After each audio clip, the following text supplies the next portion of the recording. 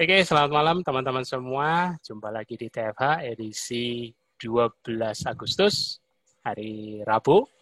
Masih bersama founder kita, Nur Agus Prasetyo, dan narasumber kita malam ini, Dr. Rianti Maharani, MSI. Selanjutnya saya serahkan ke Mas Tio. Silakan, Mas. Halo, malam semua. Udah berapa Mas Budi hari ini? 81, Mas. Alhamdulillah. Habis saya pada demen. Langsung masuk. Silakan, Mas. Ya, terima kasih sudah datang. Mudah-mudahan nanti makin malam makin rame ya. Ya. Malam Mbak Rianti, terima kasih udah bersedia hadir di acara Talk Show from Home. Hari ini. Malam Mbak. Oh ya. Lagi ngopi nih kayaknya Mbak Rianti nih. Lagi di coffee shop ya. Di rumah pasti ya. Oh, ada kayak gambar kopinya. Tadi kalau di coffee shop aku mau pesen espresso 6 shot. Waduh. Soalnya kan abis kekenyangan makan sop jando. Ah, yang ketahuan. Ketahuan penasaran. 2 plastik. Belum habis tuh kenyang banget. Iya, oke. Malam ini kita nih mau ngobrol sama Mbak Rianti nih, mau interview Mbak Rianti seputar pengalamannya seputar KF, mulai tahu dari mana awalnya, terus kendalanya apa, ada perbaikan apa, terus tanggapan lingkungan keluarga atau mungkin sejawat dan sebagainya. Oke, kita langsung lanjut ke Mbak Rianti. Monggo Mbak, silakan. Oke, bismillahirrahmanirrahim. Assalamualaikum warahmatullahi wabarakatuh. Waalaikumsalam warahmatullahi wabarakatuh. Sebelumnya saya ucapkan terima kasih dulu nih buat Mas Tio ya. Saya nggak nyangka loh, tiba-tiba dihubungi kan. Terakhir kita ketemu di acara itu ya, Keto Food Festival ya Mbak? Iya, Food Festival. Dan itu juga saya mau makasih banget sih. Jadi sebelum pandemi itu kan, sebelum lockdown kan. Persis. Dan saya menimbun banyak amunisi. Mantap. Di Cilegon susah kan kalau mau delivery pakai gosen gitu kan, sedih lah kita nih yang ada di sini. Karena kalau makanan yang instan itu susah kan. Nah kemarin itu udahlah gelap mata lah belanja itu. Gembolan jajanan. Ternyata ada hikmahnya. 2 bulan saya baru habis. Kulkas penuh. Apa yang saya belanjain ya, ada Mas Gembong waktu itu sampai banget. Terima kasih itu, soalnya sampai sebulan 2 bulan saya bisa ngerasain mie. Tadinya belum. Iya, nyarinya kecuali batasi kan. Loh, bukannya Mbak Els yang Els Kulinari itu Mbak Eli bukannya jago baking dia di Cilegon juga sih, bukan sih? Iya, di Cilegon. Cuman kan ini kita kadang harus PO dulu kan, jadinya masih belum ready. Dan kadang-kadang kita suka gelap matanya tuh pas lihat Facebook ya. Lihat gitu kan. Untungnya istriku nggak punya Facebook. Kalau punya Facebook, di Keto Food Festival dia juga kalap juga kemarin. Iya, pas apaan saya lihat gembolannya juga kanan kiri kemarin. Iya, ini tuh kanan kiri juga itu belanja. Waktu itu jadi pas momennya pas gitu loh, dan kita nggak pernah tahu kan yang terjadi setelahnya. Bersyukur banget lah silaturahmi. Terusnya yang kita tuh yang kalau dari daerah terus lihat bazar-bazar itu, kita juga semuanya buka bazar sama Mbak Ella Els Kulinari kan. Cuman mencocokkan, oh ini yang di Facebook ya ini ya, mereknya ini ya, ini merek. Dan silaturahmi bisa populer. Pinter-pinter aja. Makanya di Cilegon di Banten ini harus dikembangin juga nih bakulers di sana. Makanya kan kemarin pas SFH aku bilang tuh pas lagi sesinya Mbak Iko, aku malah pengennya semua daerah di Indonesia itu ready dengan makanan-makanan keto-fied food. Jadi sebagai anti cheating-nya, karena kan sekarang kan dominasinya kan hanya di Jakarta yang paling banyak ya. Aku pengennya setiap daerah kayak kemarin di Jombang udah mulai berkembang. Ya karena itu salah satunya tuh merupakan sistem support buat para warrior. Jadi kalau warrior butuh ya selain dari amunisi, terutama yang makanan-makanan keto-fied sebagai anti cheating, juga malah untuk startup aku sarankan banyak yang mulai buka ini catering. Kayak itu Mbak Nela Dusan tuh buka catering, terus siapa lagi yang catering Mas? Kan banyak yang sistem catering gitu lah. Kemarin kedai keto apa? 514. Nah, jadi model-model catering kayak gitu aku rasa malah support yang bagus buat para newbie yang masih startup, yang baru mulai, yang bingung nanya makan itu boleh nggak, ini nggak boleh nggak. Akhirnya kalau yang nggak mau pusing langsung mau start dulu nyobain, dia langganan catering misalnya kayak gitu. Itu kalau misalnya banyak yang berkembang kayak gitu, aku senang banget karena ya insya Allah kan rezeki juga kan, maksudnya di zaman pandemi kayak gini kan beritanya kan resesi kan di mana-mana. Jadi kalau UMKM-nya berkembang dari para warrior sendiri, wah keren banget. Di jalan usaha ya. Ya. Apalagi Cilegon kan harusnya makin banyak kan, salah satunya kan banyak living proof kayak Mbak Rianti nih, harusnya kan menginspirasi lebih banyak. Nih kayak Mbak Ade nih contohnya kemarin cerita yang SFH Mbak Rianti kemarin nonton nggak SFH? Yang kemarin belum sempat. Biasanya saya lihat itunya tayangan di YouTube kan di channel Pogobi. Nah, kalau di Jambi itu Mbak Ade dari mulai start sendiri sampai udah sekarang banyak warriornya, sampai dia bikin sistem support, dia bisa bikin baking apa-apa, belajar sendiri sampai belajar ke Jakarta untuk belajar baking, niatin belajar baking ke Jakarta waktu itu. Sekarang insya Allah di Jambi juga bakal berkembang, tapi intinya di Jambi udah bikin sistem support, jadi begitu warrior bermunculan. Nah makanya kalau di Cilegon nih, di Banten cikal bakalnya Mbak Sari, Mbak Ella, Mbak Rianti harus andalan kita itu. Iya, harus semangat. Jadi secara lokal kuat di mana-mana. Aku pengennya kayak gitu, di seluruh Indonesia kuat gitu loh. Jadi kita aku maunya di KF ini banyak UMKM tapi asalnya dari warrior. Aku nggak mau udah capek-capek gedein KF sampai udah ratusan ribu member kita, nanti yang lirik tau nggak siapa? Cuman produsen besar, perusahaan yang orang-orangnya juga nggak KF, maksudnya nggak jalanin keto sama sekali, taunya cuma nyari profit, lihat pasarnya banyak, buat produk-produk lokal. Makanya aku pengennya sebelum sampai booming sebesar-besarnya, yang memanfaatkan itu UMKM dari warrior-warrior sendiri, jangan sampai perusahaan besar. Aku pengennya itu, makanya kayak SFH sendiri itu aku desain. Walaupun Mas Budi kemarin banyak penawaran dari vendor-vendor yang besar, aku bilang, mereka nggak usah berikan, aku nggak terima iklan. Kalau mau promosi barang, titip ke salah satu vendor kita, bukan dipromosi secara sendiri, mandiri, maksudnya dengan brand mereka sendiri. Promote aku nggak mau. Kalau semua seminar buatanku, kan aku no sponsor. Jadi kalau aku justru malah mau mempromosikan para vendor di KF. Justru aku malah endorse mereka. Aku malah nggak butuh sponsor. Jadi aku pengennya kalau perusahaan besar mau jualan sesuatu, harus masuknya lewat vendor kita. Nggak bisa dia brand sendiri diiklanin di acara-acara KF, aku nggak mau. Oke, Mbak Rianti, Dokter Rianti belum cerita pengalaman, malah masih cerita tentang food festival. lagi flashback. Ini soalnya kalau lagi begini, seakan-akan kayak lagi ngobrol sendiri gitu, lupa kalau yang lain nonton.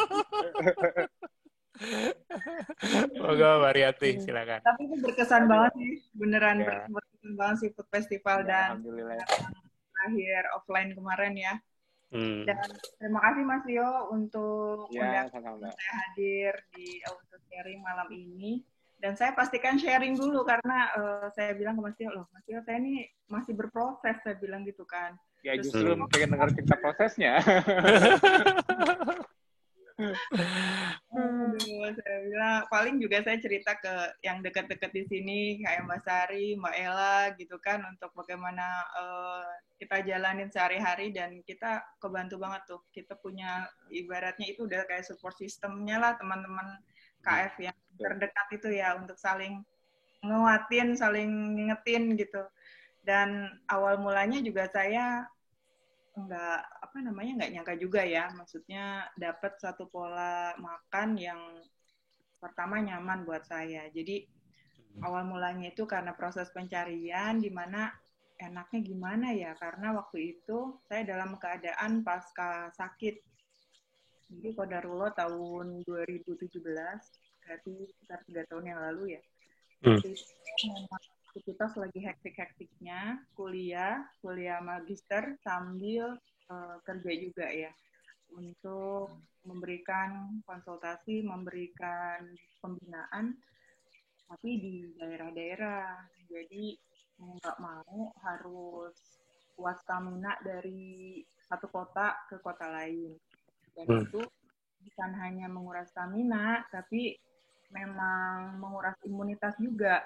Karena ternyata entah di mana saya ketemunya, tertularlah saya sama mungkin dari pasien yang TB ya, kena TB, tapi TB paru. Jadi waktu itu masuknya ke tulang justru. Ya alhamdulillah paru saya aman gitu ya, ketika dicek parunya aman, tapi ternyata tulangnya kena kuman. Juga waktu itu ada keluhan tulang belakang, dikiranya saya ketika diperiksakan baru ronsen, terus kemudian lihat kok ada sedikit masalah, terus kemudian direkomendasikan untuk MRI. Nah, ketika dikonsultasikan ke dokter sini itu MRI katanya itu seperti apa ya,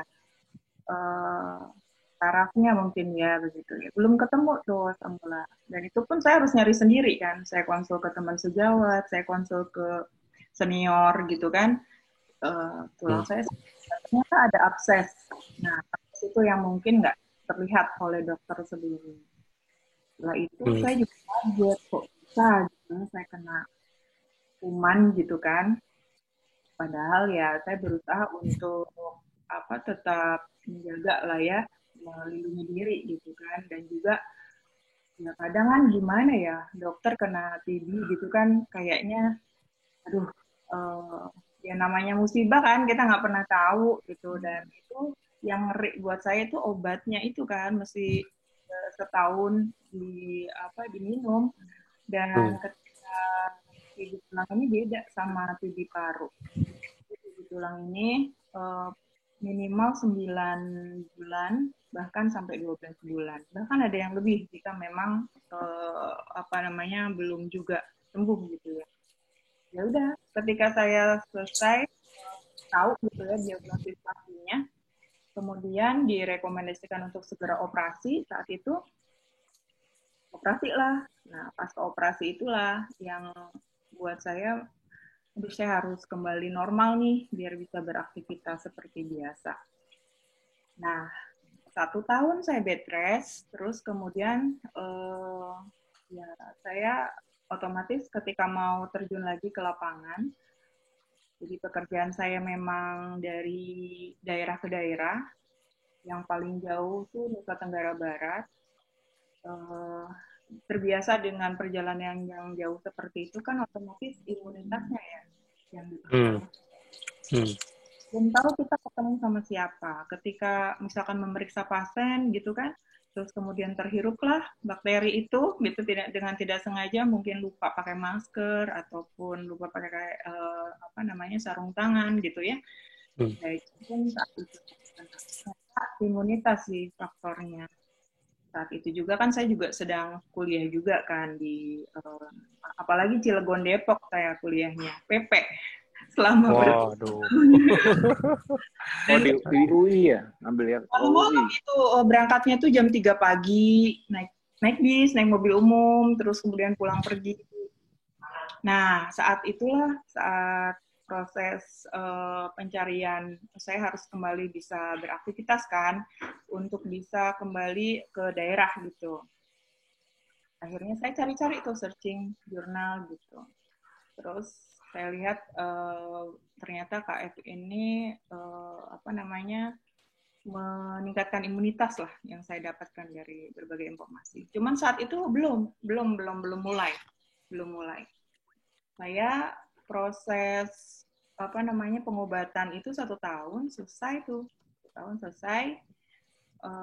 Waktu itu saya pasiennya Dr. Rizal Pohan ya, spesialis tulang belakang di Tangerang. Nah, waktu itu kata dokter sudah cukup dan sudah dan sebenarnya infeksinya sudah sembuh ya. Terus kemudian ujian yang kedua adalah ketika saya merasa ada sesuatu nih, apa karena saya lagi nulis tesis gitu ya. Jadi saya sering sakit kepala. Terus kemudian otomatis karena saya dokter, saya cari alurnya untuk diagnosis apa nih sakitnya gitu kan. Pada saat itu kan juga tidak mengira. Ketika konsul ke dokter saraf, terus kemudian ya udah rekomendasi untuk MRI kepala ya. Ya sudah saya akhirnya MRI. Tapi saat itu hasilnya itu agak sedikit mengagetkan, bahkan dokter sarafnya juga gitu. Kayaknya mungkin dicoba kamu MRI lagi gitu. Sampai MRI kedua, sampai 3 kali saya MRI. Kemudian yang ketiga itu baru tahu hasilnya itu ada atrofi ya. Jadi memang ada damage di persarafan saya di temporal bilateral ya. Jadi pas itu ada atrofi dan pokoknya nggak tahu lah kenapa penyebabnya. Senior sejawat saya juga, ini kamu kenapa gitu, masih muda, terus kemudian ada keluhan seperti ini gitu. Kan takut keganasan ataupun ada benjolan ya, tapi ternyata tidak ada. Tapi yang ditemukan adalah atrofi gitu. Kalau makanya saya waktu itu ngikutin tuh ceritanya Mas Alif ya, yang bahkan saya juga sempat waktu itu tanya-tanya ke Mas Tio. Mas Tio kalau waktu Mas Alif itu gimana terapinya gitu. Kalau Mas Alif kan memang didiagnosis, misalkan di situ otaknya misalkan itu kosong gitu. Kalau saya mengecil gitu loh. Nah, saat itu saya akhirnya belum ketemu juga tuh jawabannya kenapanya. Terus kemudian akhirnya saya konsultasi ke dokter yang ada di Jogja gitu. Terus bilang, coba kamu EEG. Dan itu hanya satu-satunya dokter yang menganjurkan saya EEG. Dan ternyata gelombang listriknya memang tidak stabil. Bisa jadi karena gelombang listrik yang tidak stabil itu mengakibatkan sel-sel otak yang di temporal itu mati lama-kelamaan. Dan itu sedikit mempengaruhi fungsi kualitas hidup, fungsi mengingat, terus kemudian fungsi berpikirlah, nggak bisa berpikir berat. Kalau berpikir berat itu langsung terasa pusing gitu. Nah, saya rasakan itu. Keluhannya itu sih sebetulnya. Cuman karena saya sebagai dokter terbiasa dengan mencari jawaban gitu ya, kalau kita ada keluhan tuh seperti teka-teki, ini alurnya kemana ya, ini harus periksa apa ya, terus diobatinya gimana. Pada saat lari ke obat gitu ya, akhirnya saya diberikan terapi kan untuk kasih obat selama, saya tanya kan, dok, saya minum obat ini seberapa lama gitu ya, kita lihat nanti perkembangan impuls listriknya. Dia bilang gitu, ya bisa 1 tahun, bisa 2 tahun. Dalam hati saya, waduh, minum obat lagi nih, gitu kan. Tapi saya sebagai dokter juga nggak bisa dong ngelak, karena saya tahu itu kan fungsinya gimana, terus kemudian kalau nggak diminum gimana gitu kan. Saya nolak ke dokter sarafnya juga gimana gitu loh. Pasti saya dimarahin lah, kamu tahu, terus kemudian kenapa kamu nggak mau minum gitu kan. Akhirnya ya udah dari situ ketika saya disuruh berapa kali saya masih tetap minum obat sampai 1 bulan. Jadi rasa tidak nyaman ya, mungkin ya namanya ada efek samping lah, yang terasa gitu kan. Dan ketika itu saya juga sedang mengerjakan tesis, akhirnya saya mundur teratur. Saya nggak mau kontrol lagi justru. Dari situlah pencariannya mulainya. Apa sih yang bisa, ini makanan lah, makanan yang bisa memperbaiki fungsi otak gitu loh. Nah, akhirnya dalam pencarian itu justru saya nggak cari obat. Saya putuskan udah saya nggak apa namanya mau tahu obatnya apa, yang penting saya sembuh. Itu setelah pencarian lama itu, saya udah menutup mata karena yang diberikan adalah obat-obat yang ketika saya minum justru responnya itu nggak enak gitu loh. Rata-rata obat saraf gitu. Jadi yang dikasihkan ke saya itu obat-obat yang untuk penyakit stroke, penyakit apa namanya pikun gitu kan. Jadi agresif banget pengobatannya. Nah saat itu akhirnya saya cari sendiri lah, berproses. Proses itu masya Allah ya, benar-benar kita harus mengosongkan apa namanya pikiran ya, mengosongkan hati, mengosongkan ilmu karena semua tertumpuk di sini gitu loh, Ko Budi. Yeah. Jadi apa namanya Ko Budi? Jadi rasanya tuh saling bertentangan kan? Yeah. Informasi dari sana, informasi dari sini gitu kan? Ya akhirnya tapi itu kembali lagi, saya udah bosan minum obat. Bayangin kemarin waktu obat bibit tulang aja 1,5 tahun. Hampir 1 tahun. Tadinya 9 bulan, kata dokter Rizal, kamu nambah lagi udah 3 bulan gitu kan. Dan itu minum obatnya setiap hari gitu kan. Nah, setelah itu, saya harus minum obat lagi untuk keluhan yang ada di kepala saya gitu loh. Dan itu bisa 2 tahun. Makanya saya kalau misalkan ketemu sama pasien gitu ya, yang dia harus minum obat tiap hari, saya juga nggak mau. Maksudnya nggak tega gitu loh ngasihnya, karena saya nggak tahu. Ini terikat sumpah ya dok ya masalahnya ya? Iya, saya nggak enak gitu, nggak enak ngerasain gimana minum obat nelen tiap hari, apalagi obatnya gede-gede, segede apa namanya kacang merah. Ya, dan kebetulan juga saya memang sudah dari tahun 2013 karena saya mengambil keahlian herbal medik kan, dan saya sudah tidak praktek juga. Jadi sebelumnya praktek di klinik sendiri di daerah Ciamis tuh. Terus kemudian saya lanjutin ke UI, ngambil herbal medik. Saya belajar herbal karena memang berkaitan dengan pekerjaan saya sebagai konsultan herbal medik di beberapa perusahaan untuk kegiatan CSR ya, corporate responsibility. Nah, waktu itu saya udah nggak praktek dokter untuk meresepkan obat yang konvensional gitu.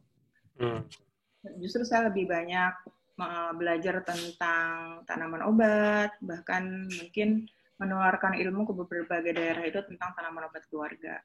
Terus kemudian saya juga sudah nggak meresepkan obat konvensional gitu loh. Terus kemudian ya yang saya resepkan sekarang, misalkan nih temulawak kan. Temulawak, kalau misalkan kita mau ngeresepin nih secara pengobatan tradisional, kita tulisnya nama latinnya, Curcuma santoriza, berapa gram gitu.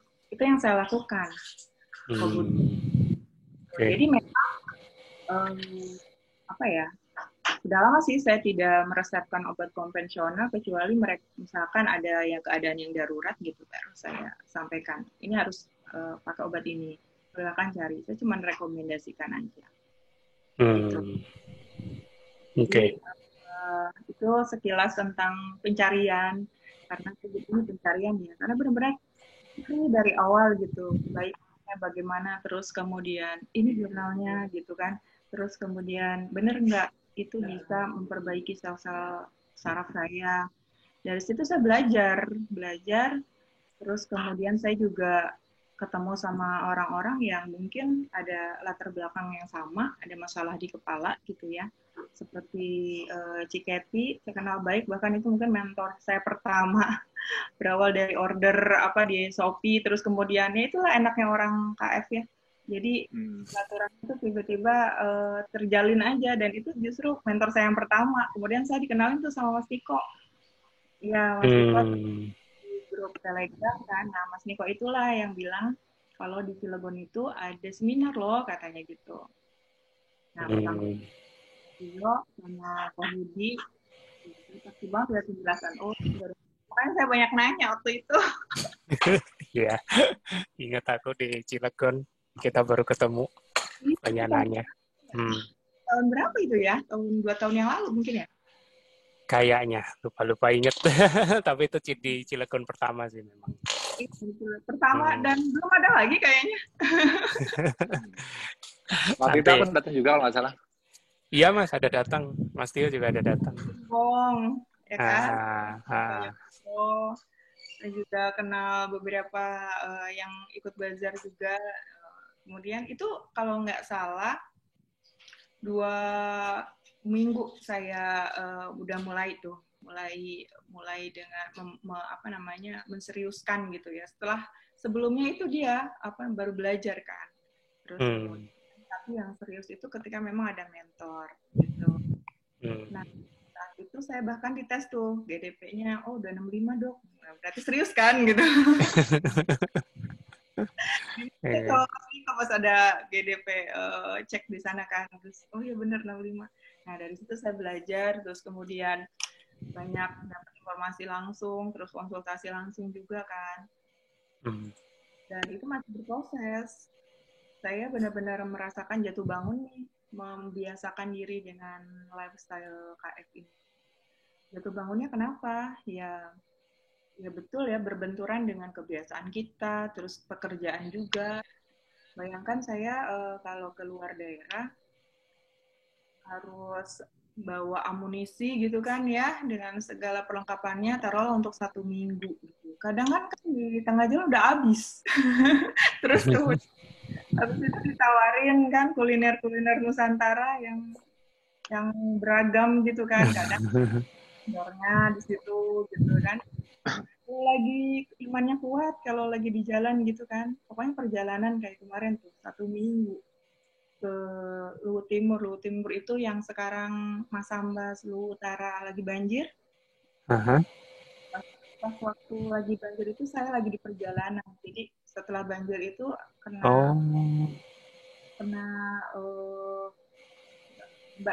jalannya itu ke ini kan macet gitu kan, karena dialihkan karena banjir itu. Akhirnya saya perjalanan dari Sorowako Luhut Timur sampai Cilegon itu 30 jam. Dari semalam lebih kan, dan itulah tantangan ber-KF. Jadi kalau misalkan ya saya nyarinya coto yang entah bagaimana bumbunya, entah bagaimana ya pokoknya sedapatnya kan saat itu. Terus kemudian rebus udah kayak surga lah pokoknya kalau udah dapat yang bisa keto friendly ya. Cuman kalau yang kita itu nggak ada makanan lain, mau bagaimana ya puasa palingan kalau kuat gitu. Nah, pas waktu di sana itu sampai 1 minggu saya menghabiskan 2 kilo telur sendiri. Luar biasa. Lanjut. Suka dukanya begitu sih kalau punya pengalaman, ya itulah jatuh bangun Pak Budi dalam ber-KF ini. Sampai akhirnya ya adalah sekitar yang menguatkan ya, ada Mbak Sari tuh. Ya. Kalau buat kita tuh polisinya tuh di sini. Ketahuan nih Mbak Sari. Polisinya. Perbaikannya apa aja Mbak yang dirasakan? Ya, perbaikan yang dirasakan apa tuh? Oh, perbaikannya yang jelas tadi imunitas yang belum saya dapatin ya. Ya, bismillah lah ikhtiar saya biar tidak sampai kena lagi penyakit menular lagi yang seperti itu ya. Waktu itu ya qadarullahnya belum kenal gitu bagaimana cara menguatkan imun dengan sumber daya diri sendiri gitu ya. Waktu itu saya sebenarnya kalau mau sehat, imunitas kuat ya minum vitamin, itulah pokoknya cara gampangnya gitu kan. Mungkin saya lupa minum vitamin lah atau terlalu capek, terus kemudian juga jam terbangnya tinggi. Jadi saya bisa dalam 1 hari itu transit ke 3 bandara kayak gitu. Itu melelahkan sekali. Bahkan dari bandara itu ke lokasi pelatihan itu bisa sampai 6 jam, 7 jam gitu. Sekarang itu kalau misalkan sudah KF merasakan tuh staminanya. Alhamdulillah gitu. Dengan Allah gitu keluhan-keluhan yang biasa dulu dirasakan kayak sering pilek, batuk. Alhamdulillah dengan izin Allah tuh jarang gitu loh, jarang dirasakan lagi. Terus kemudian yang paling saya rasakan sih waktu kan mulai KF itu bulan Desember, ya sekitar November Desember lah tahun 2000. Waktu Cilegon seminar itu berarti tahun 2018 mungkin. Betul. Februarinya itu alhamdulillah saya umroh tuh sama orang tua ya. Itu udah KF kan, udah dalam kondisi ketosis, Allah. Terus kemudian waktu itu saya berbekal IH aja kalau nggak salah. Terus kemudian di sana alhamdulillah nggak pernah pilek atau batuk. Padahal orang tua saya itu ini panas tinggi gitu loh. Dan jamaah itu semuanya pilek batuk kan. Pulang-pulang saya masih kayak biasanya kan ada oleh-oleh kan, oleh-oleh umroh tuh yaitu batuk pilek, terus kemudian demam, suara serak. Dan itu kan nggak kayak biasa aja gitu ya. Masya Allah ya. Saya ngerasain bedanya ini stamina gitu loh. Jadi mantap banget sih. Begitu juga yang tahun berikutnya saya ngerasakan, saya membuktikan juga nih bener nggak ya gitu ya. Ternyata bener loh. Saya ketika pulang itu kalau dari sana nggak ngerasain batuk pilek lagi sama demam kayak gitu. Penyakit infeksi itu alhamdulillah menjauh gitu ya. Rasa itu gitu dan yang saya jadikan modal buat bekerja saat ini ya, apalagi di kondisi yang lagi pandemi seperti ini ya, itu berasa cuma mitos gitu kan kalau ternyata dengan kita kondisi ketosis benar-benar memperbaiki imunitas gitu dengan diri sendiri ya, memperdayakan diri sendiri gitu, nggak harus selalu minum vitamin ini itu gitu. Saya rasain banget itu stamina kondisi fit, jauh dari penyakit infeksi gitu ya. Bahkan kemarin untuk pertama kali penerbangan setelah pandemi itu ke Makassar zona merah ya, bahkan mau ke hitam gitu ya. Dan di sana betul lagi banget. Tapi mau bagaimanapun saya harus ke sana karena sudah lama 4 bulan kelompok binaan saya, ibu-ibu kelompok herbal di sana udah nunggu nih. Saya nunggu pandemi ini sampai kapan? Tapi kan peraturan sudah mulai dilonggarkan ya. Jadi ya udah Bismillah saya pakai APD seperlunya. Saya juga gimana ya ke teman-teman gitu. Saya harus pergi nih. Bismillah lah dok, dokter kan puasa juga kan, sering puasa. Iya memang akhir-akhir ini ketika pandemi itu betul-betul saya menguatkan diri dengan fastingnya ya. Bahkan saya pakai aplikasi fasting tuh, intermittent fasting bisa sampai omat aja puasa tuh sampai 23 jam gitu. 20 makan cuma kadang 1 kali itu 1 jam gitu, terus puasa lagi. Itu bisa berapa hari. Terus kemudian juga rutinkan juga puasa sunnah gitu ya.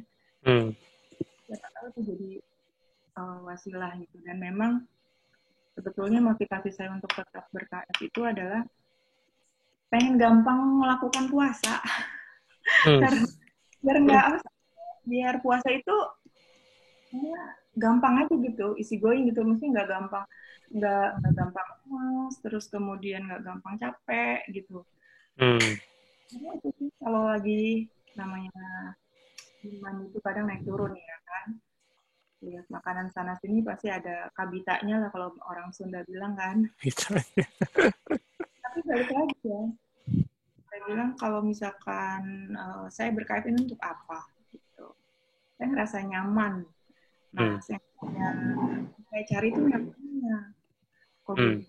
Hmm. Karena orang feeling, mungkin teman-teman kalau kenal metode Tiffin ya, mengenal genetik kita, saya tuh feeling itu orangnya yang penting nyaman. Mau gimana metode terus, dimanapun, kalau dia nggak nyaman, ya udah, biar. Iya, Kan? betul. Nyaman. Kalau misalkan kita ngelakuinnya enjoy, nyaman, saya terusin. Kalau misalkan meskipun saya tahu itu baik, nggak nyaman, ya susah untuk konsisten.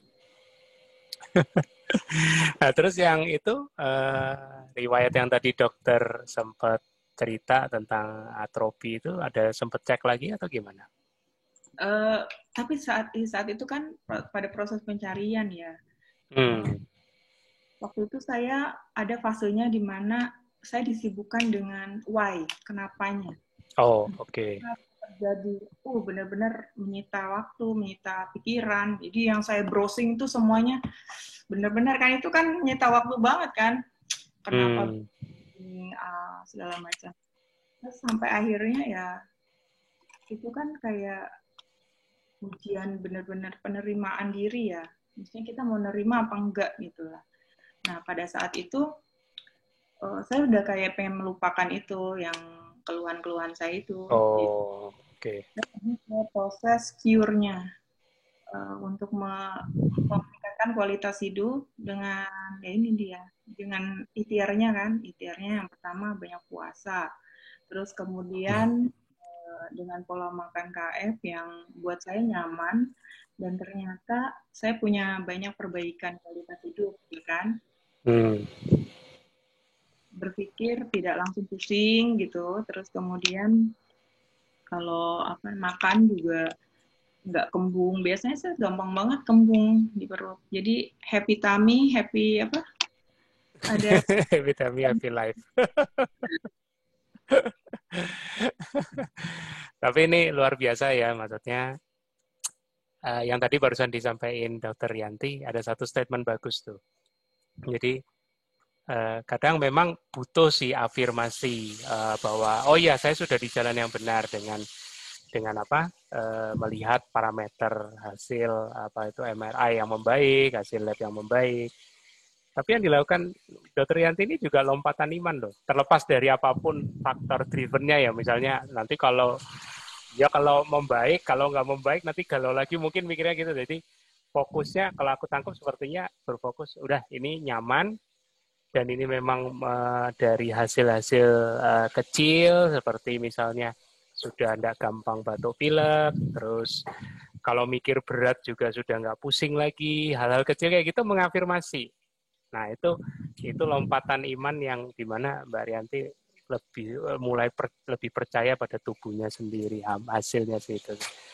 Lanjut Mbak, ini bakal menarik terus ini. Satu sisi lain. Ya ini benar-benar murni jadi sama saya, mungkin jalannya Allah untuk menggiring saya ke sini gitu loh ya. Saya nggak pernah tahu gitu dan itu sebetulnya benar-benar kebentur dengan itu tadi, betul.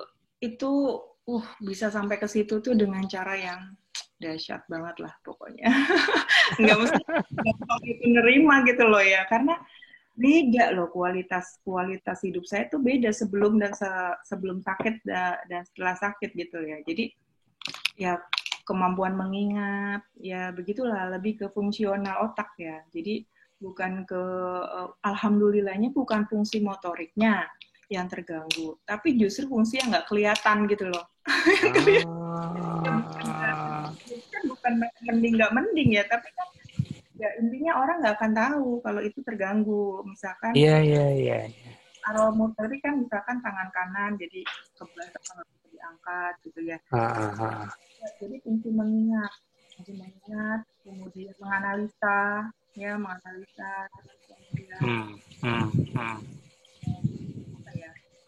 Saya juga belum cek IQ saya sih turun apa enggak. Yakin deh kalau mengingat berat nggak pusing ya IQ-nya malah naik. Mungkin EQ-nya juga malah naik. Mas Tio gimana, ada tanggapan enggak ini? Ya kalau dari sisi fungsi otak ya memang kemarin aku sempat WA chat sama Mbak Rianti dia kayak kan menguasai herbal. Jadi dia cerita katanya dia sempat pakai belajar mengenai pakai Centella asiatica. Kalau bahasanya daun pegagan ya, Mbak. Iya.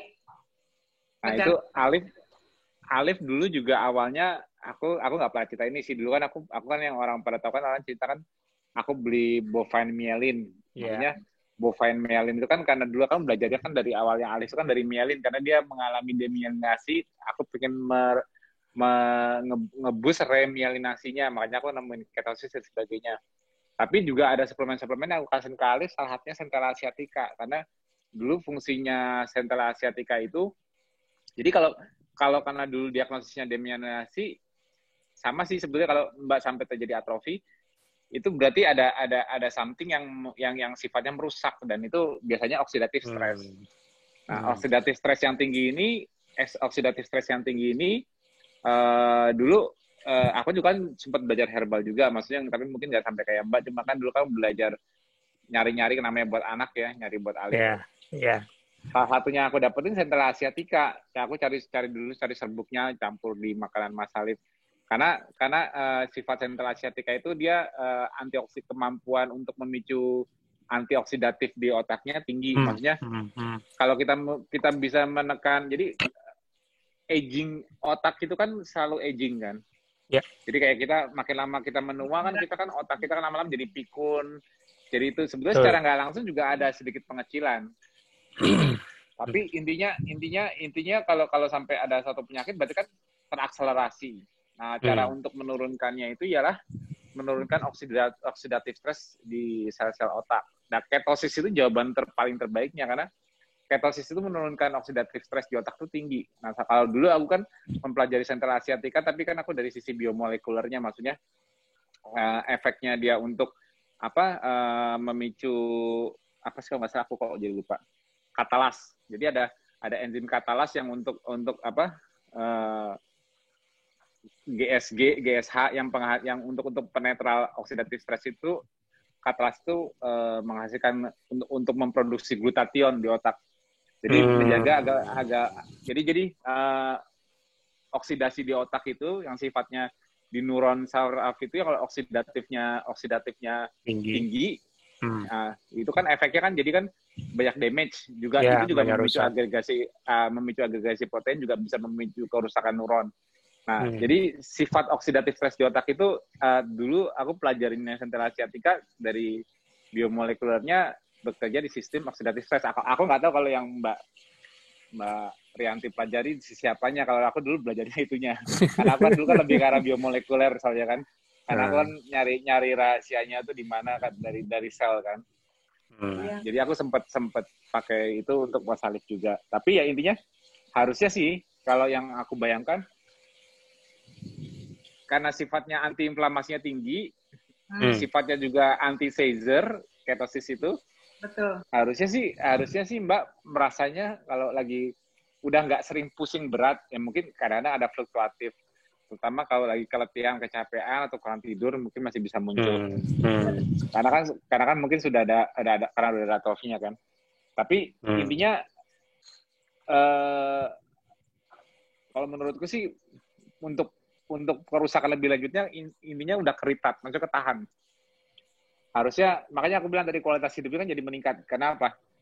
Kemampuan mengingatnya jadi lebih baik, tidak sering sakit kepala lagi. Kalau dulu kalau sering sakit kepala kan juga hubungan juga dengan lambung biasanya. Lambung bermasalah, kepalanya juga sakit. Nah, sekarang dua-duanya beres. Maksudnya kualitas hidupnya meningkat itu dari sisi itu, ya itu aku bilang bagus, itu perubahannya dari sisi neurologinya bagus, dari sisi fisiologinya juga bagus. Maksudnya dia tidak lagi gampang mual, gampang masuk angin. Dan yang terutama ya jelas dari sisi imunitas itu jelas perbaikannya. Makanya kan aku kan menggadang-gadangkan ketosis di kondisi pandemi ini kan karena itu. Karena ribuan orang yang ketosis tahu mereka semua sudah tidak gampang sakit seperti dulu. Sangat bagusnya untuk imunitas itu. Makanya kan aku kasih, ya kalau ketosis mungkin kan karena orang taunya itu diet keto, jadi kan banyak yang antipati, makanya aku kasih nama metabolic conditioning. Yes. Mengkondisikan metabolisme untuk siap menghadapi pandemi. Itu seperti itu maksudku. Sebetulnya sih intinya sih KF. Intinya yang dilakukan itu ya KF karena membuktikan bahwa gimana kita bisa menekan inflamasi di tubuh, gimana kita bisa membuat imun kita responnya lebih cepat, mencegah infeksi kelihatan semua kalau udah ketosis. Itu rahasianya sih emang. Betul. Oke. Dapat insight juga nih, dapat ceritanya dari Mas Tio. Ada juga awal-awal ya sebelum ketemu ketosis mencoba juga herbal. Iya betul. Iya, karena kan duluan aku kan ya kalau yang untuk sampai aku ketemu KF-nya memang myelin. Tapi dulu aku mencoba macam-macam, Mas. Ada dulu ganggang hijau biru. Namanya aku lupa apa bahasa artinya. Iya benar, ada namanya ganggang hijau biru. Mungkin Mbak Rianti mungkin pernah dengar kayak semacam ganggang hijau biru itu dari luar. Itu fungsinya memicu sirkulasi hematopoietik CD34 sel. Harapanku itu dulu dengan di trigger sirkulasinya itu bisa memberikan stem cell untuk repair, walaupun nggak secara teoritisnya nggak mudah untuk merepair something kalau nggak ada homing signalnya. Jadi gini, contohnya seseorang memberikan stem cell yang benar-benar stem cell yang dibiarkan gitu, maksudnya benar-benar stem cell asli gitu, misalnya dari plasenta atau stem cell dari manusia benar-benar dari bayi gitu. Kesulitan dari stem cell ini untuk mencapai target organnya ialah stem cell itu kan selnya disebutkan sel pluripoten. Pluripoten itu artinya dia bisa berubah menjadi sel baru yang mempunyai fungsi baru. Jadi kalau dari sisi DNA-nya itu masih bisa terserah. Nanti kalau gue jadi sel ginjal, nanti semua fungsi ginjal transkripsinya aku buka nih sequence-nya. Jadi aku bisa menjadi sel ginjal. Oh, aku menjadi sel jantung. Jadi DNA-nya itu masih bisa pluripoten, masih bisa. Gue mau dijadiin bagian dari sel apa nih? Masih bisa, itu namanya stem cell. Makanya disebutnya pluripoten. Jadi kalau dia homing itu datangnya karena suatu signal dia homingnya ke lokasi tersebut untuk menggantikan sel yang rusak di situ, dia akan mimik menjadi fungsi sel tersebut dengan sequence DNA-nya yang dibukanya sesuai fungsi di lokasi itu. Nah, itu kan secara teoritisnya seperti itu. Masalahnya pada saat aplikasinya, homingnya. Kita maunya menggantikan sel yang rusak yang di sini, tapi belum tentu dia mau ke sana.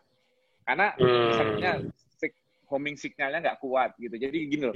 Misalnya kita stem cell kita sebetulnya juga kita punya hematopoietic stem cell yang sering bersirkulasi.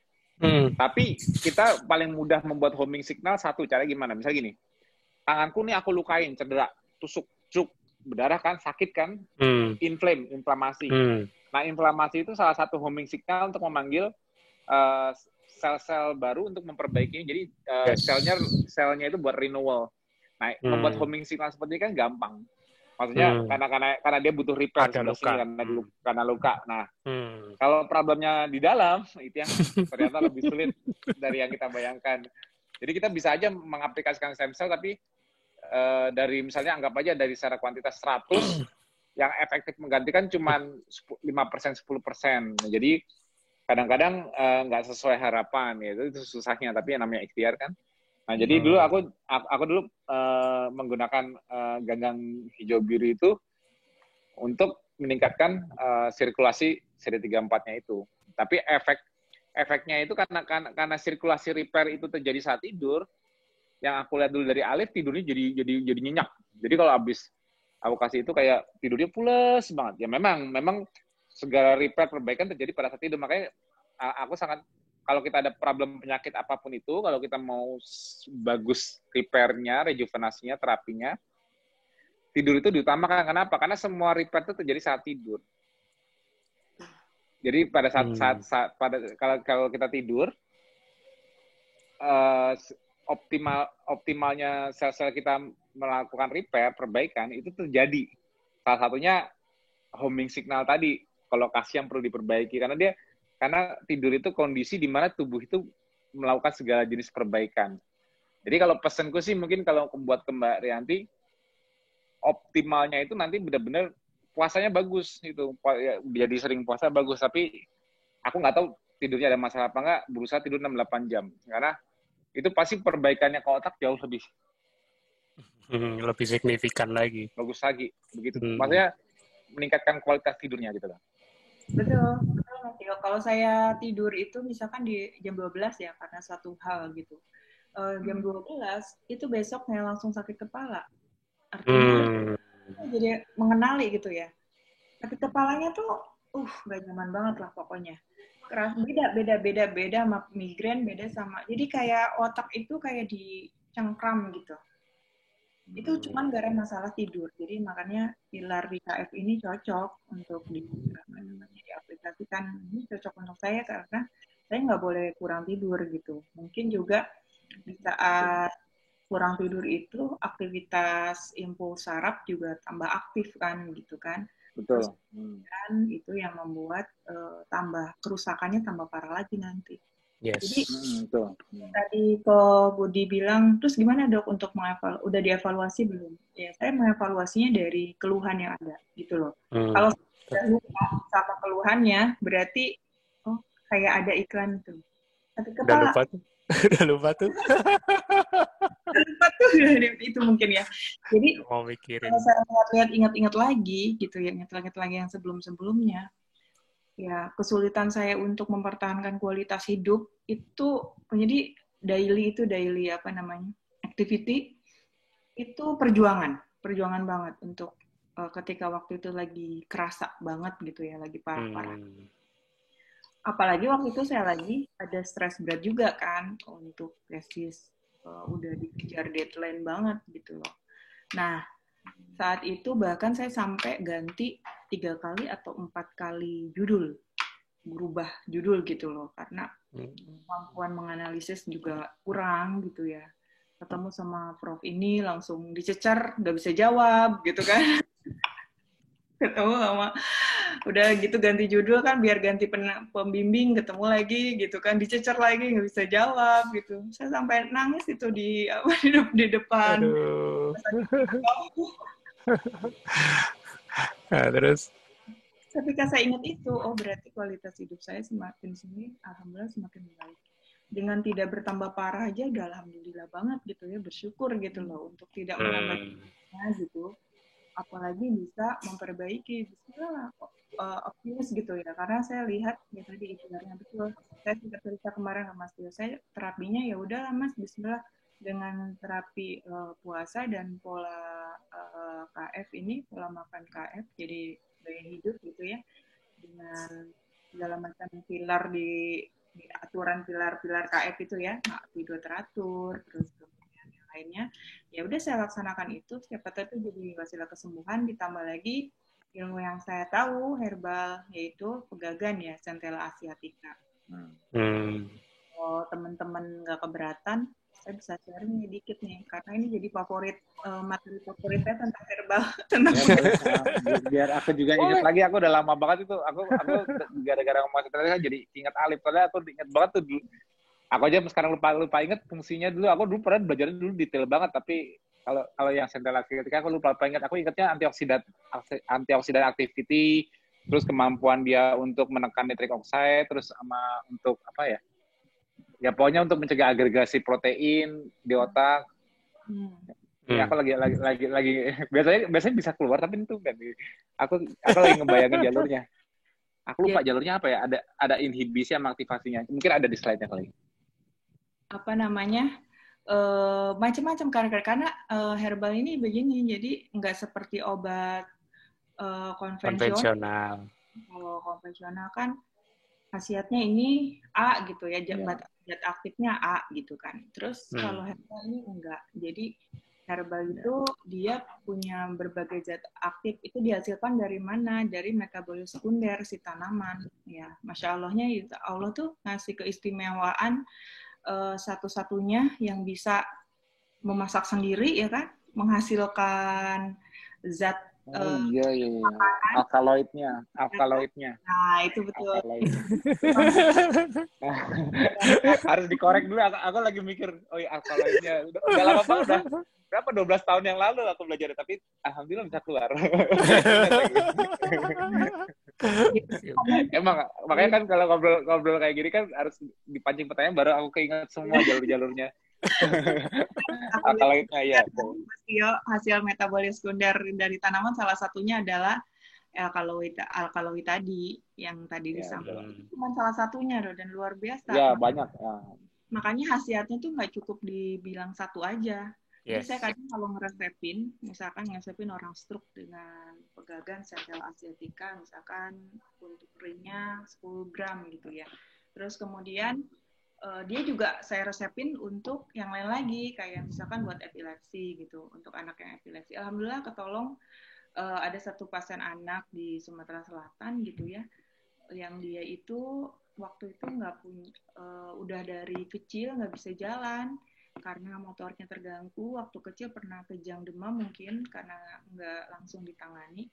Terus kemudian otaknya mungkin ada kerusakan kan karena ada kejang yang berulang gitu kan. Terus jadinya radang otak diagnosisnya. Waktu saya datang ke sana, pas periksa, memang motoriknya terganggu kan, dia bahkan sudah atrofi ini tulangnya. Jadi sampai bawahnya itu nggak bisa berdiri. Ya udah, bismillah saya kasih dia pegagan ini. Terus kemudian ada yang lain, ada rumput mutiara. Yang saya kasih tuh rumput-rumputan yang gampang sih orang tuanya itu udah ngambil gitu kan ya. Habis di tempat ini dia tinggal nyari ke kampung sebelah gitu kan, nyari rumput-rumput itu. Nah, sebulan, 2 bulan, 3 bulan, 1 tahun sekarang udah bisa lari. Masya Allah. Aduh, syukur. Saya tuh ngebuktiin sendiri pegagan itu ke anak itu, sambil saya ngeyakinin ke diri sendiri gitu loh. Sambil saya ngeyakinin itu aja buat yang fungsi motoriknya terganggu bisa gitu. Nah, ini mungkin saya damage-nya nggak terlalu separah dia gitu kan. Jadi kadang saya juga nasehatin ke diri saya sendiri juga. Ngobatin orang kadang ngobatin buat diri sendiri juga gitu kan. Ya itu. Jadi nggak cukup untuk satu penyakit atau keluhan saja gitu ya. Dan si pegagan ini jenisnya rumput ikan. Jadi ada di jalan, ada di padang, kadang kita injek-injek gitu ya. Cuma namanya keren sih, Centella asiatica. Dan mungkin kadang nyadari ada di produk kosmetik. Karena memang dimanfaatkan untuk kosmetik dan juga medis. Jadi kalau teman-teman mungkin ini tertarik dengan ilmu herbal ada 2. Ada untuk medisnya, ada untuk estetiknya gitu. Kalau untuk estetik lebih ke produk-produk kecantikan ya. Dan penelitian teman-teman yang estetik ini, pegagan ini buat krim anti selulit. Jadi yang mungkin ibu-ibu nih yang dulunya gemuk, terus kemudian sekarang langsing nih dengan KF, terus kemudian ada lukisan-lukisan bergambar di daerah tungkai bawah, itu bisa tuliskan banyak di apotek ataupun di produk-produk yang udah ternama ya. Jadi itu ada namanya Centella asiatica. Jadi kenapa kita kadang harus paham bahasa Latin dari herbal itu karena si produk itu pasti mencantumkannya nama Latinnya gitu. Dan kita nggak tahu kalau itu ternyata rumput depan rumah. Jadi kandungan pegagan itu ada alkaloid, terus kemudian ada flavonoid, ada steroid, terpenoid, ada saponin. Nah, itu kurang. Nah, ada namanya kandungan asiatikosid ya yang ada di pegagan itu. Nah, dia fungsinya menguatkan perbaikan dan penguatan sel-sel kulit. Nah, yang tadi saya bilang bahwa si pegagan ini memang untuk kulit juga gitu. Jadi sambil saya minum obat juga untuk perbaikan sel otak juga sekalian menghaluskan kulit juga gitu kan kali 3 uang ya apa namanya tuh. Terus kemudian dia menstimulasi pertumbuhan kulit, rambut. Nah, teman-teman yang KF sudah lama ataupun yang baru yang mengalami misalkan kerontokan, nah bisa tuh. Itu juga salah satunya untuk mengurangi kerontokan rambut. Jadi memang dia menstimulasi pertumbuhan. Yang tadi betul kata Mas Tio ya, bahwa si Centella asiatica ini memang bagus untuk perbaikan si sel-sel, termasuk sel otak gitu. Ini juga anti bakteri ya kan, alkaloidnya bisa untuk itu. Terus saponin juga akan menghasilkan efek pereda nyerinya. Makanya ketika ada orang yang sakit kepala, saya resepinnya itu pegagan. Coba dia rebus pegagan. Kalau memang nggak mau obat gitu ya. Yang resepnya. Dahsyat. Dok, sedikit pertanyaan. Waktu jalanin KF, pergumulan terbesar atau apa istilahnya, tekanan terbesar, mungkin kalau aku mencoba menduga, mungkin tekanan terbesar dari diri sendiri ya. Tapi mungkin bisa di-share biasanya dari mana? Apakah dari orang terdekat yang di rumah atau dari rekan sejawat? Sedikit di-share, Dok. Monggo. Ya, kalau tekanan yang saya alami sih, tekanan secara nggak langsung ya. Nggak ada intimidasi segala macam, nggak ada sih. Godaan lebih tepatnya. Oh, godaan. Ya kan saya di lapangan gitu kan, ketika berkunjung ke orang, apalagi nih saya banyaknya ke daerah Sulawesi Selatan. Orang Sulsel itu kalau misalkan kita bertamu, dikasih hidangan, nggak dicicipi, itu nggak enak lah gitu loh. Maksudnya nggak menghormati gitu kan. Nah, di sana makanannya manis-manis. Itu sih tantangan terbesarnya kalau secara tekanan kayak gitu sih enggak sih. Suami sih memberikan keluasaan, apalagi kan saya niatnya untuk terapi kan. Terapi juga. Mantap itu. Itu tapi di sekeluarga baru Mbak sendiri, maksudnya suami nggak ikut kayak? Suami saya suka fitness tapi dia belum mau saya ajak untuk punya lifestyle yang sama. Tapi setidaknya dia ngasih kebebasan. Yeah. Dan setidaknya kalau saya bikinin teh manis, saya kasih stevia, nggak pakai gula. Enggak, mulai jangan dikasih gula, ya pelan-pelan lah. Lama-lama terinspirasi. Tapi kan suami sehat karena kan rajin fitness juga kan? Iya, cuman kan tetap aja gaya hidup yang seperti itu kan minimalisir ya kan, untuk mencegah nanti di kemudian harinya gitu. Dan ketika saya menjalani ini, saya kan biasa MCU gitu kan setiap tahun. Ya alhamdulillah semuanya baik gitu kan, semuanya baik. Paling yang ada masalah itu sedikit di anemia ya, memang mungkin sudah lama gitu. Makanya saya coba nih dengan Keto Fitness ya untuk memperbaiki sirkulasi darah saya nih. Sudah 12 hari per 1 Agustus saya ikut nih sama Coach Ebi. Tapi bagus. Karena kalau saya tuh cuma satu tuh, anemia, baru anemia. Teman, ketika keto ini otomatis kan ada IF-nya ya, intermittent fasting-nya, yang membuat asupan saya berkurang kan. Nah, satu sisi ya kalau asupan kurang akan berpengaruh juga nih untuk memperburuk anemia saya. Apalagi waktu itu saya lagi rajin-rajinnya puasa gitu, lagi semangat-semangat puasa, IF sampai 22 jam gitu ya. Dan itu terus berlangsung terus-menerus sampai seminggu, 2 minggu gitu. Saya tuh senang ada challenge gitu kalau pakai aplikasi itu kan, dapat kayak gitu doang juga bisa coba. Makanya coba deh, ini masalah saya kan tinggal anemianya nih. Terus saya pakai Keto Fitness dan ternyata setelah 12 hari ini rasa badan lebih putih, terus kemudian juga nggak geliyengan lagi ya gejala anemia kan. Pasti. Itu tuh. Pasti juga mikir lebih enteng, lebih segar. Jadi aktivitas fisik tinggi seperti olahraga itu sangat membantu untuk perbaikan di otak tuh sangat tinggi. Makanya kan Alif itu kan latihan motoriknya kencang, fisiknya harus kerja tuh kenapa? Karena ya kayak itu. Jadi olahraga itu secara nggak langsung juga meningkatkan perbaikan. Kalau misalnya ada problem di otak, perbaikannya cepat dengan cara olahraga. Makanya harusnya kemampuan mengingat, berpikir kalau kita rajin olahraga itu pasti ada kemajuan, nggak mungkin nggak? Iya, Terutama kalau latihan beban itu. iya. Apalagi kan ini bentuknya program ya. Jadi saya memang harus ada yang nunjukin gitu loh. Harus apa. Jadinya lebih teratur Ya, kan. biar, Sendiri kadang kan ya itulah. biar gerakannya nggak salah. Karena perlunya pakai coaching untuk fitness. Karena kan kalau misalnya latihan beban, kalau kita salah ngangkat keselio kan nggak lucu. Ya. Tambah Jadi stres ya.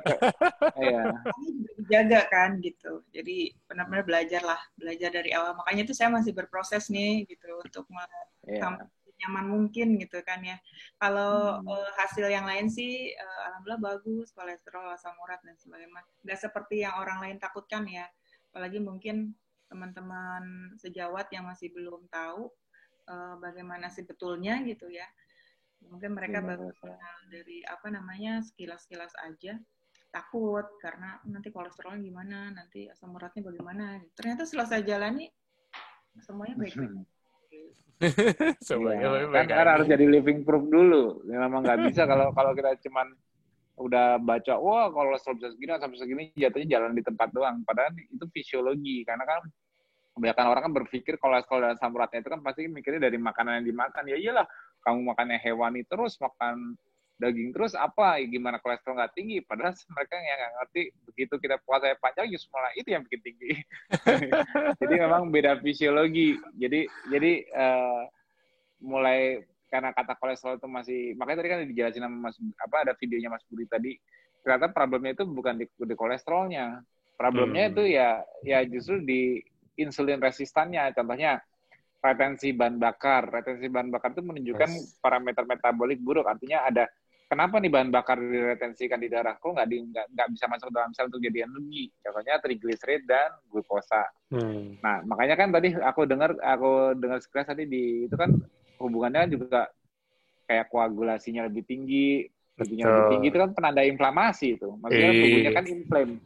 Ya, jadi memang pemicu masalah jantungnya itu bukan kolesterol tinggi, nggak ada masalah kalau inflamasi rendah. Ya, yang gimana cara tubuh kita memiliki tubuh anti inflamasi? Karena yang bikin masalah itu walaupun kolesterol rendah, kalau inflamasi tinggi ya aterosklerosis juga. Makanya inflamasinya itu nggak, apalagi low grade inflammation yang berlangsung terus-menerus kita nggak sadari. Nah itu dia yang nggak boleh. Jadi penanda dari tubuh sendiri itu harus didengarkan. Begitu kita KF, kita merasa segala jenis peradangan kita turun nggak?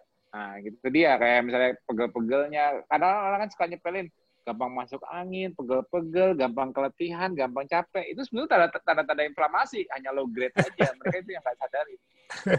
Tapi setelah KF itu yang harus dibuktikan ialah kemampuan menurunkan berbagai inflamasi tubuh kelihatan nggak gitu. Nah itu yang harus, itu hanya bisa dirasakan, nggak bisa kita nanti inflamasi itu kalau dia nggak ngerasain dia bingung, badanku iya ya jadi enteng ya, nggak gampang flu lagi ya, nggak gampang sakit lagi ya, nggak gampang pegel-pegel lagi ya. Itu rahasianya tuh di situ. Padahal karena inflamasi itu akar dari berbagai penyakit, berbagai kerusakan ya, damage ya. Namanya ya kayak sakit kepala, apa itu kan inflame tubuh kita. Jadi setiap terjadi inflame ya ada damage, ya harusnya di repair. Contohnya kalau kita nge-gym malah sengaja bikin inflame, kita melukai darah tertentu. Tapi kan selalu ada resultnya ialah perbaikan. Akhirnya homeostasisnya jadi lebih baik lagi. Nah, tapi kalau inflame yang low grade yang terus-menerus, misalnya karena gula darah kita sering fluktuatif, nah, itu yang nggak bagus. Itu yang ujung-ujungnya memicu insulin resistan, akhirnya problem metabolik secara sistemik. Itu masalahnya. Ketutup sama makan sama suplai glukosa terus-menerus ya Mas ya? Iya, jadi nggak disadari kalau badannya suka pegel-pegel. Makanya yang orang remen sekarang kan pegel-pegel, meriang, masuk angin, sering itu, dan itu berlangsung sehari-hari. Itu tuh mereka nggak sadar kalau mereka itu sedang mengalami low grade inflammation yang nantinya berujung pada kekronikan. Kita nggak tahu kroniknya apa, entah dia jadi hipertensi nantinya, entah dia jadi jantung, pokoknya ada komorbid yang bakal muncul dari hasil low grade inflammation ini nantinya. Itu kuncinya. Jadi jangan, sebetulnya sih kalau dibilang silent, nggak silent amat, cuma kita nggak aware aja karena nggak terlalu berasa. Karena nggak terlalu mengganggu kalau misalnya itu. Padahal akhirnya pada saat mengganggu itu too late, maksudnya udah telat. Gitu.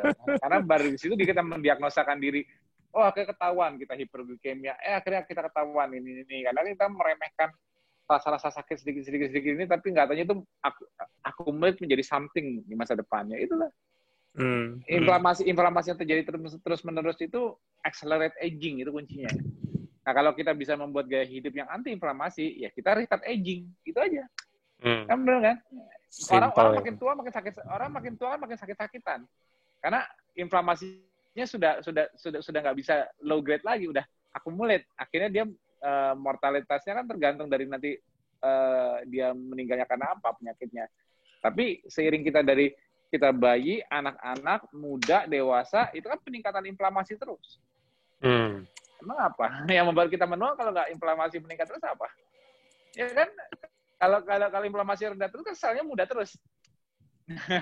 Nah itu tujuan kita, bagaimana kita menjaga gaya hidup kita, menjaga pola makan, tidur, olahraga teratur. Kenapa tujuannya itu untuk retard inflammation, menekan inflamasi serendah mungkin sehingga kita nge-retard aging kita, nge-retard penuaan sel-sel di tubuh kita, meretard semua kerusakan.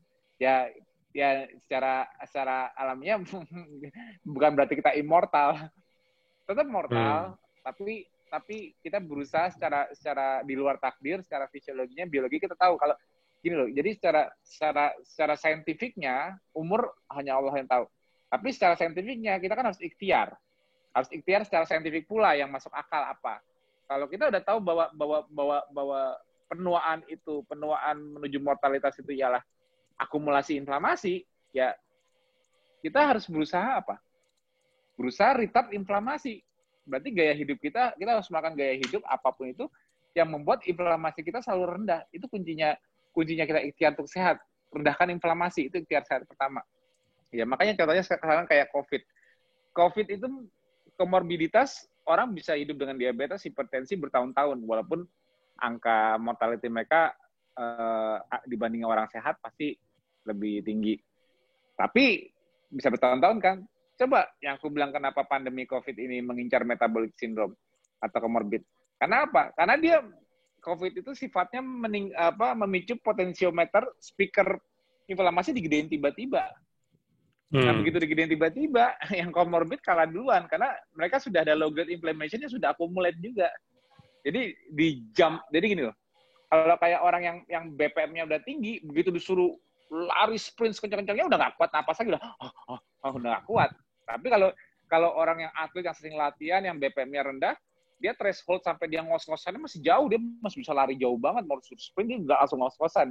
Jadi anggap aja itu sebagai threshold inflamasi. Kalau kita inflamasi rendah, begitu kita kena infeksi apa-apa, kenaikan inflamasi ada, kan ada inflammatory response, tapi nggak sampai fatal. Nah, bagi yang komorbid ini cepat fatalnya kenapa? Karena mereka nggak sadar total inflamasi mereka sudah accumulate.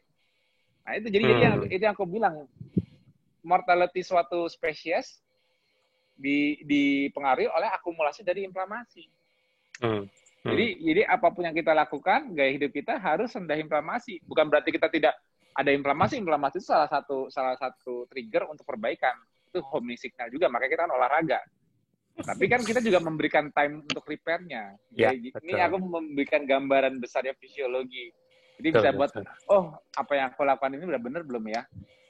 Apa yang aku lakukan ini sebagai gaya hidup udah benar belum ya? Kalau kamu merasa ya aku bilang, kenapa Mbak Rianti merasa nyaman? Karena nyaman menjalannya, karena dalam menjalankannya ini nggak keluhan-keluhannya hilang, nggak banyak gejala, nggak sulit gitu, nggak bersusah payah nahan lapar, karena fisiologi ketosis jelas mendukung kita mengenali kulkas dalam tubuh sendiri ya, gimana kita bisa lapar, terus semua level inflamasi turun badan lebih enteng ya.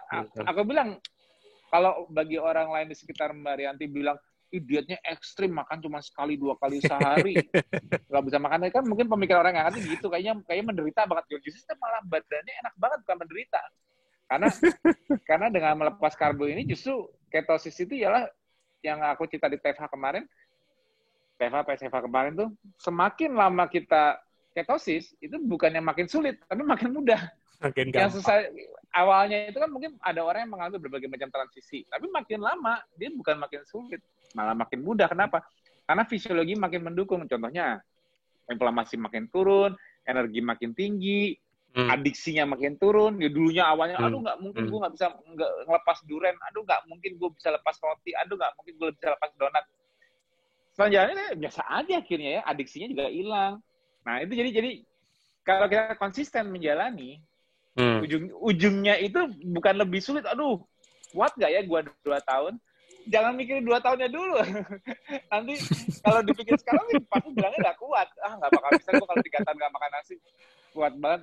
Karena dipikirnya di depan saat dia masih adiksinya tinggi, dia masih gampang kekurangan energi kalau nggak makan. Jadi posisi dia sekarang dibayangkan untuk menjalankan seperti orang lain yang udah ketosis 3 tahun. Yang orang-orang ketosis KF itu kok hebat banget ya, mereka benar-benar warrior ya, kok mereka bisa kuat ya nggak makan gitu, kok bisa kan disangkanya tuh para warrior itu berusaha nahan lapar ditahan, padahal enggak kan.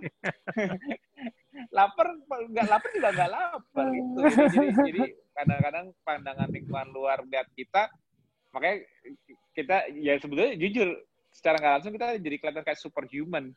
Kok bisa ya makan sekali 2 kali sehari bertahun-tahun gitu loh. Kok bisa ya nggak makan nasi bertahun-tahun.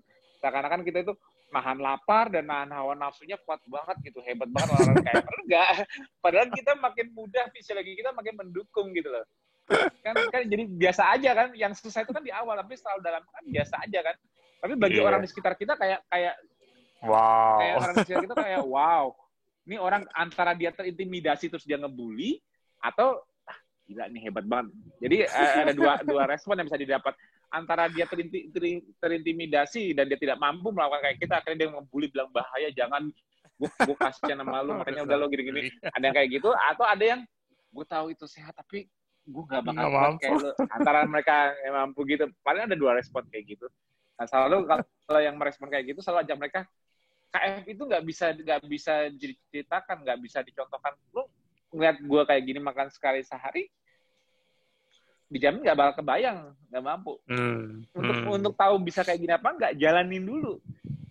Jalanin sebulan baru dia bilang gimana, masih nyari nasi, masih nyari roti, masih gampang lemes, masih susah lapar, apa jadi gampang nggak lapar. Nah itu semua itu terbuktinya setelah jalanin. Kalau belum jalanin sih kayaknya kesannya, ini orang menderita banget jadi KF ya.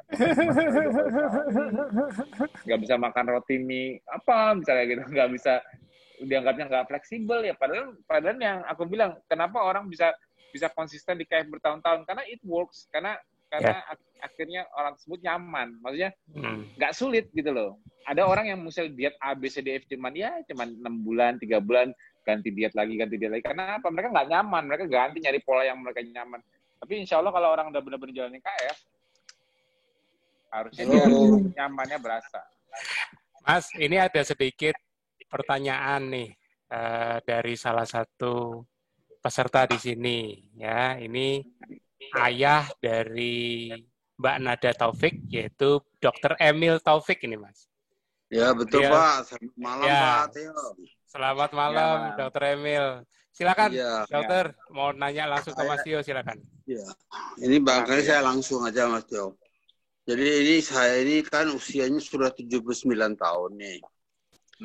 Dan saya itu sudah selama 15 tahun lah kira-kira ketahuan darah tinggi.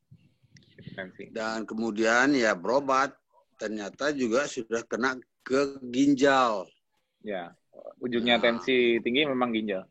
Iya, nah kemudian si anakku nih yang menganjurkan nih pakai KF, ya. KF ini. Iya. Ya. Nah, aku kan belajar bertahun-tahun kalau sakit ginjal nggak boleh makan protein nih. Pusing saya nih, Pak. Nggak, sakit ginjal bertahun-tahun nggak boleh makan protein, makannya apa dong contohnya? Biasa, makan biasa. Kalaupun makan protein dikit-dikit. Hanya agar supaya... Halo? Suaranya hilang ya, Mas Budi? Halo? Dr. Emil masih ada kok. Kali itu tidak timbul anemia lah, begitulah. Jadi... Oke. Ya. Sinyalnya sempat ini. Ya, aku sebelumnya bangkitnya tapi tidak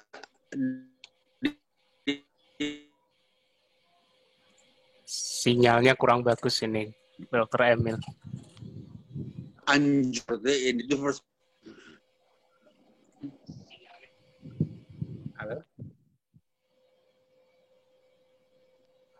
Halo, Dr. Emil, sinyalnya masih bagus kah? Halo, Dok. Yeah. Oke, ini yang aku tangkap aja ya. Aku jelasin, boleh, aku tangkap boleh, ya. Pokoknya hubungannya ada hipertensi, udah kena ginjal. Pengen jalanin KF, tapi kepikiran proteinnya. Kepikiran protein katanya karena anggapan sama ini protein itu nggak berginjal. Maksudnya penjelasannya bagaimana gitu kan? Ya, betul Mas.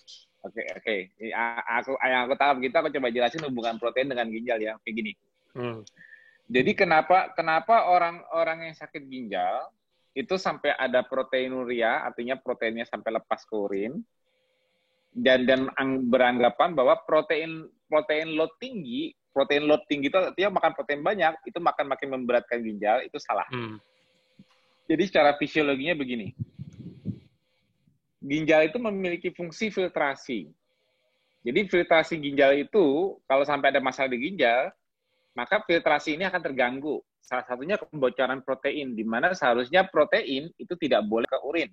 Boleh keluar ialah bentuk protein yang sudah memang harus dibuang. Contohnya, jadi gini, tubuh kita itu di darah nggak bakal bisa kelebihan protein. Jadi mau kita makan daging 2 kilo, 5 kilo, misalnya telur 2 kilo kayak Mbak Rian tadi, turnover jadi protein itu di darah namanya amino asid. Amino asid berlebihan dari seharusnya.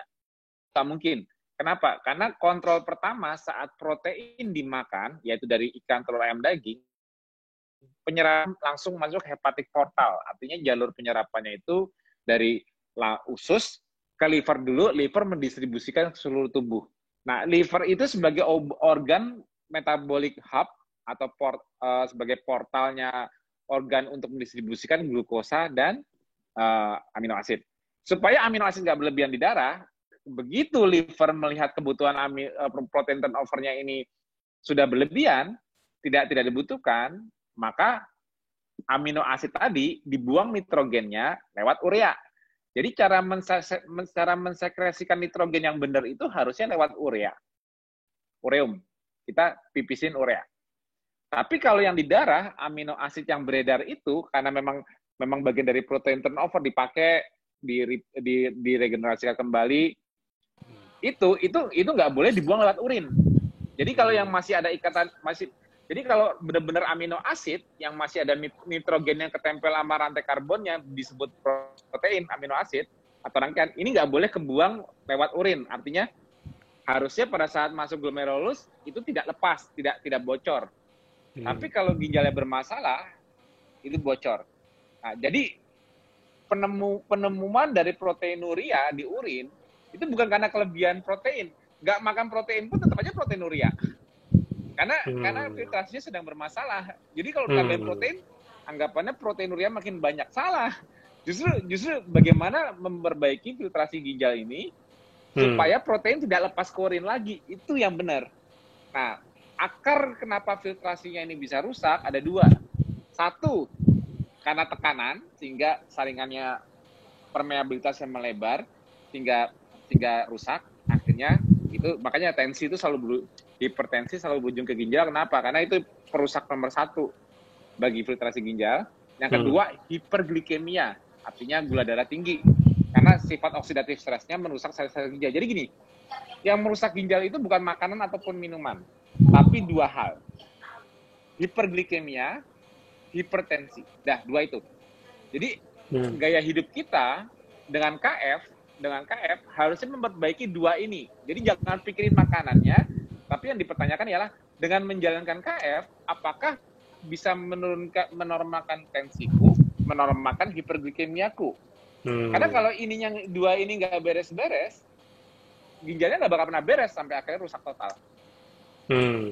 Nah, jadi tujuannya kita makan protein. Jadi gini, percaya sama aku, mau makan ikan, telur, ayam, daging dan sebagainya, selama nggak ada hipertensi dan hiperglikemia, nggak ada masalah sama ginjal, aku yang jamin. Orang normal makan ikan, telur, ayam, daging, apalagi tanpa nasi, nggak bakal bisa banyak-banyak karena lama di lambung, karena cepet kenyang.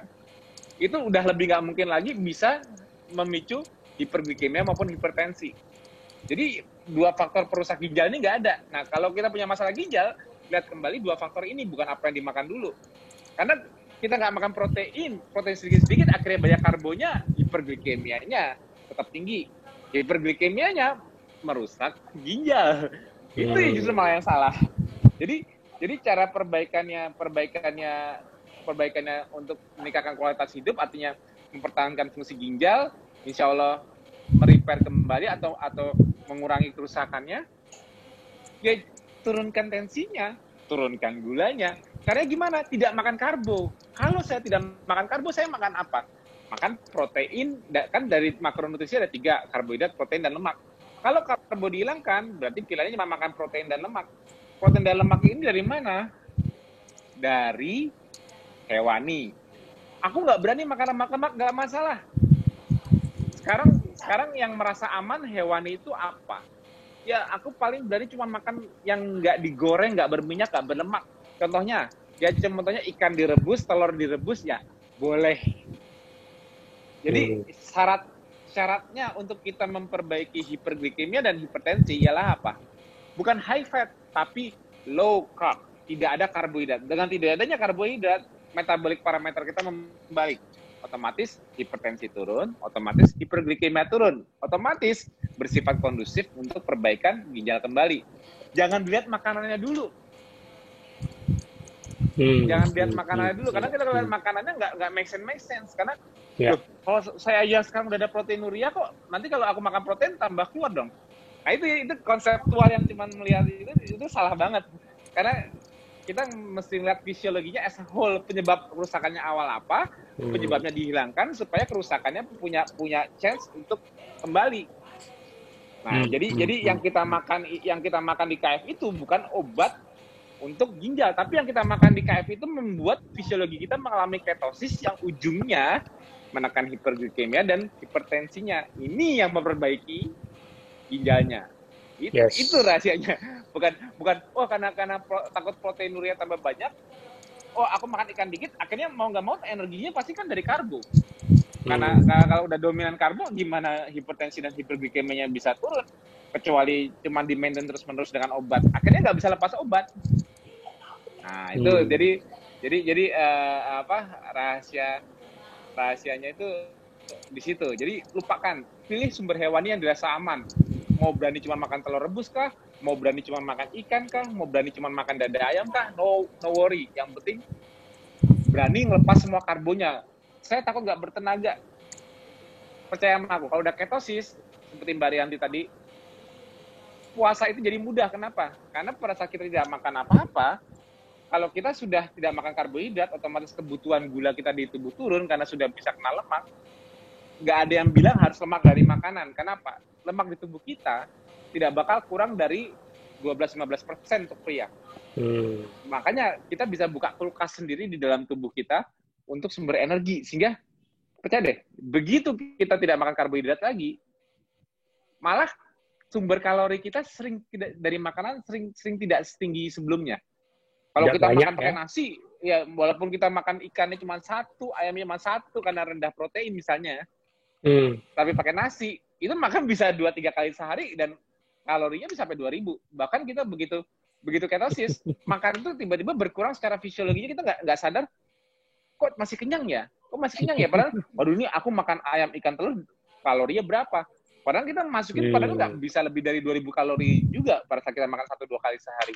Karena cepat kenyang, karena unconsciously terjadi calorie restriction, karena sumber hewani juga lambat diserap di lambung, lama diproses di lambungnya, karena dia proses di lambungnya lama, dia stretching di lambung lebih lama, otomatis satiety-nya lebih tinggi, cepat kenyang, akhirnya secara nggak langsung kita belum lapar, jadi bukan nahan lapar, kayak Mbak Rianti itu bukan nahan lapar, memang nggak lapar, karena masih itu, apalagi kalau aktif bergerak, lemak yang dibakar lagi, pipi perut paha dilepas semua ke darah untuk dipakai sebagai energi dengan aktif bergerak. Nah itu kuncinya. Cuman untuk startup, kalau tadi usianya berapa tadi? Aku lupa Mas.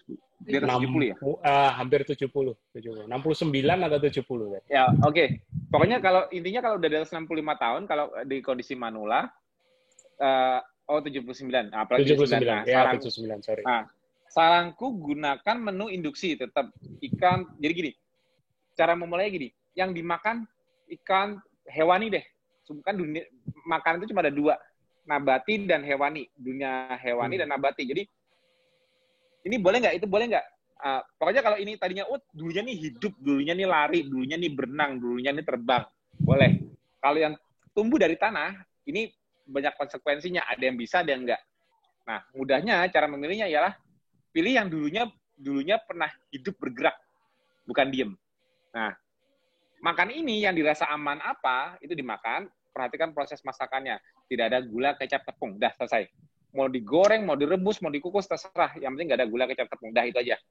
Nah, untuk di atas 65 tahun, karena metabolismenya pasti beda, ya, adaptasinya juga beda, karena sudah tua, pasti adaptasinya tidak secepat yang muda. Jadi, bisa tanpa puasa dulu. Bisa tetap sarapan. Jadi, sarapannya misalnya, aku tadinya makan sarapan harus apa, sekarang makannya telur dadar dulu.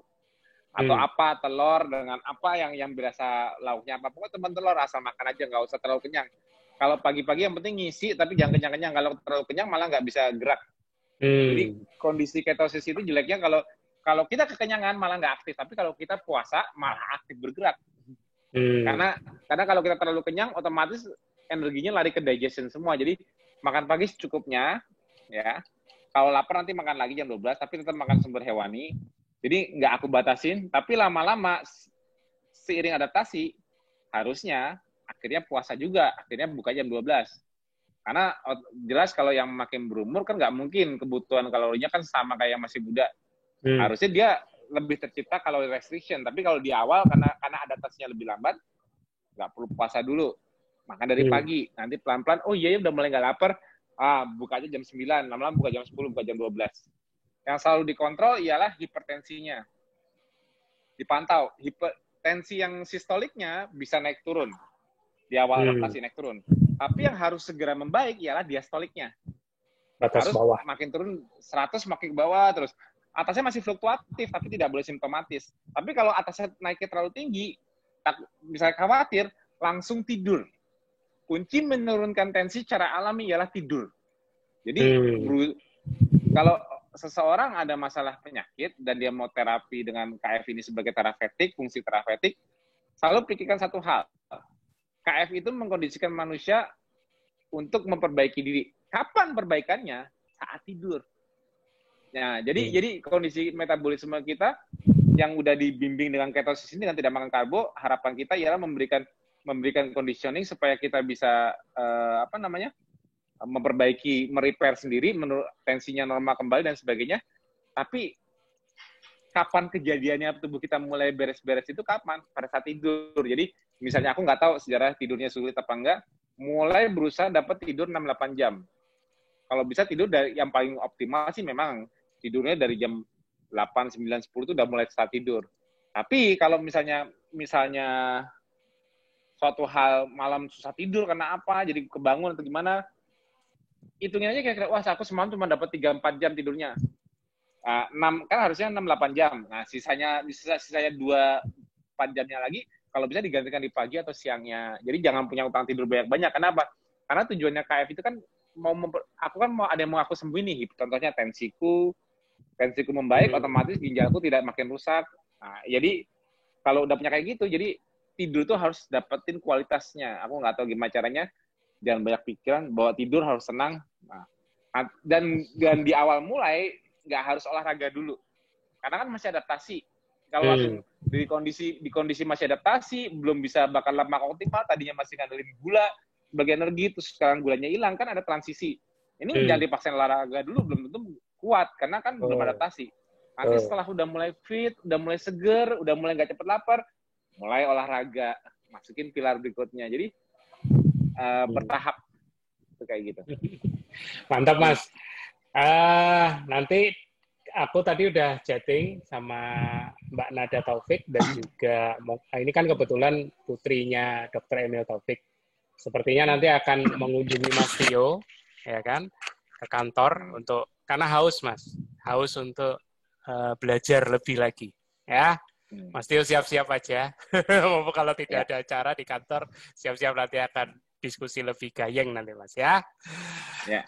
Kita sudah di penghujung, mungkin Dr. Yanti juga bisa kasih closing statement, pesan buat teman-teman Warrior. Silakan, Dok. Cara bagaimana kita hidup itu kan pilihan ya. Jadi ketika kita sudah menemukan kliknya, bahwa dengan seperti apa kita menjalani pola makan, pola hidup, kemudian kebiasaan kita, ya sudah bismillah, siapa tahu itu jadi wasilah untuk penyembuhan, untuk jalan hidup yang lebih baik, begitu ya. Dan semua itu tetap harus diperjuangkan gitu. Saya rasa hari-hari saya juga untuk bisa terus konsisten gitu ya. Harus berjuang gitu untuk meningkatkan kualitas hidup, lebih baik lagi. Siapa tahu dengan kita, dan juga yang paling penting adalah ikhlas menerima. Jadi saya belajar benar dari apa yang saya tadi ceritakan itu, menerima keadaan diri bahwa mungkin dengan jalan itu Tuhan akan merubah kita gitu ya. Yang tadinya mungkin dengan kebiasaan yang kurang baik menjadi lebih baik lagi, dan berusaha untuk konsisten. Karena saya berusaha untuk konsisten ini benar-benar ya diuji. Kadang jatuh bangun untuk hanya membuktikan bahwa ini sesuai nggak sih dengan saya gitu. Di kadang jatuh bangunnya di situ, kok Budi. Di kadang masa sih masih ada pertanyaan kayak gitu loh. Bener nggak? Ketika dibuktikan, akhirnya saya merasakan lagi, oh iya benar. Kayak gitu loh. Habis itu balik lagi ke jalan yang benar lagi gitu. Tapi yang kayak gitu tidak usah dilakukan berulang-ulang, cukup untuk meyakinkan saja gitu bahwa ternyata yang kita pilih ini ya sudah jalannya gitu kan, sudah jalannya dari Allah yang saya jadikan itu wasilah untuk kesembuhan saya ya, yang mungkin saat ini tidak terukur, tapi saya yang bisa merasakannya ya. Tidak terukur dalam artian saya belum memeriksakan MRI setelah KF ini dalam berapa lama gitu, tapi masih merasakan bahwa kualitas hidup saya jauh lebih baik dari sebelumnya begitu. Ini senang tadi ada statement dari Dr. Yanti menguji itu perlu karena untuk diri sendiri. Maksudnya bukan mencari masalah ya, tapi untuk mengafirmasi. Karena yang bisa memberikan kejujuran paling murni itu ya badan sendiri. Jadi aku bisa bilang bagi yang cheating ya jangan terus-menerus cheating, mau berapa kali dibuktikan nih berarti gitu ya Mas ya. Main body ada ya, saya jadi belajar main body connecting ya, main body. Yes. Jadi terhubung gitu loh antara pikiran kita sama badan kita, bahwa kita dalam keadaan baik-baik aja nggak sekarang gitu. Ternyata apa yang kita lakukan ini membuat badan kita lebih enak, lebih nyaman, hidup juga lebih terarah, teratur gitu ya. Dan ya itu dia berawal dari perut, terus kemudian ke hati ya kan. Perut nyaman, hati juga nyaman. Terus kalau saya selalu larinya ke otak, ke pikiran juga nyaman. Setuju nggak? Aku quote dikit statement Dr. Yanti sebelumnya ya. Sebagus apapun teorinya, tapi kalau tidak nyaman ya jangan dijalani. Nah itu udah paling benar itu. Seperti Mas Tio bilang, KM nggak perlu dipaksain. Kalau menderita ya jangan jalanin, ngapain? Ya kan? Ternyata enggak. Ternyata justru malah KM itu membuktikan bahwa saat udah dijalankan baru terbukti nyaman apa enggaknya gitu loh. Karena aku selalu mancing. Jadi justru malah aku mancing gini. Jalanin aja KF dulu lah, hanya untuk membuat mereka mau mencoba. Kenapa? Kalau nggak cocok, 3 minggu sampai sebulan nggak cocok, malah tambah sakit, lepas. Nah, gampang kan? Nah, gitu loh. Jadi, dan ternyata enggak. Ternyata bukan yang melepas, malah tapi enak ya, makin enak ya. Jadi cara membuktikan itu memang, kadang-kadang aku suka mencari, kalau nggak nyaman dengan jalanin KF, lepas. Nah, sekarang rata-rata yang lepas KF itu bukan karena nggak nyaman, aku jamin. Karena apa? Nggak tahan, soalnya nggak tahan titik, nggak tahan apa. Dijamin. Tapi kalau untuk nyamannya, nyaman dari posisi apa kesehatannya, apanya, pasti semua perbaikannya kerasa. Bohong orang mau bertahun-tahun kalau nggak merasa ada perbaikan. Atau merasa lebih sehat, bohong. Ngapain bertahun-tahun KF? Enakan makan nasi roti mie. Nggak ada yang berubah, nih, bener nggak ada yang merasa lebih enak, kalau sehat, nggak ada yang merasa lebih nyaman. Ya buat apa dilanjutin lama-lama? Nggak usah sakit. Pasti ada something berubah. Itu dia. Makanya kalahnya itu pasti cuma karena mereka lemah hati atau lemah apa yang akhirnya mereka terpojok harus kuat. Tapi kalau secara fisiologi harusnya jalanin KF itu kebukti deh. KF itu nggak bisa dijalanin seminggu 2 minggu aja udah tahu perubahannya apa aja. Udah. Oh, walaupun harus kalau ada penyakit sebelumnya harus ada transisi, tapi pasti perubahannya itu kelihatan. Itu rahasianya KF dijalankan. KF itu ilmunya, aku mau ditanya apapun aku siap jawab. Tapi pembuktiannya harus ada ya. Jangan nanti aku udah berbusa-busa nggak ada yang nggak mau nyoba sedikit pun. Jadi kalau orang udah menjalani KF, ya, walaupun dia masih ada yang belum nyambung, belum masuk akal apa, tapi dia sambil jalanin, insya Allah gelasnya kosong. Kalau kita belum jalan sama sekali, gelasnya penuh terus nih. Kita masih nyari, masa sih itu. Nah, sambil jalanin, nanti bener nggak sih? Misalnya contohnya tadi misalnya ada problem hipertensi. Protein kan nggak boleh banyak-banyak gini-gini. Oke, sambil bertanya-tanya, sambil dijelaskan, sambil jalanin. Nanti lihat perubahannya. Tapi bener ya? Kok lebih apa ya? Kok bisa ya? Nanti kadang-kadang kaget loh. Kok biasanya saya tensi saya 170, 150, saya udah berat nggak apa nih, kok saya 150 tapi kok enteng ya? Jadi kayak something pasti berubah. Kalau nggak ada perubahan, bohong. Jadi 1-2 minggu jalanin tapi sambil belajar, itu kuncinya. Tapi jangan jalan di tempat, nggak nyoba-nyoba, itu yang salah. Karena apa? Nanti denial mulu, nuntut jurnal itu dia kalau dibaca ya kan nggak mungkin baca langsung cepat, akhirnya nggak jadi. Intinya kalau aku bilang learning by doing itu paling terbaik. Kenapa? Kalau memang akhirnya setelah 1 bulan belajar tetap nggak masuk akal dan juga badan tetap makin nggak enak, stop. Yes. Tapi biasanya sih nggak bakal stop.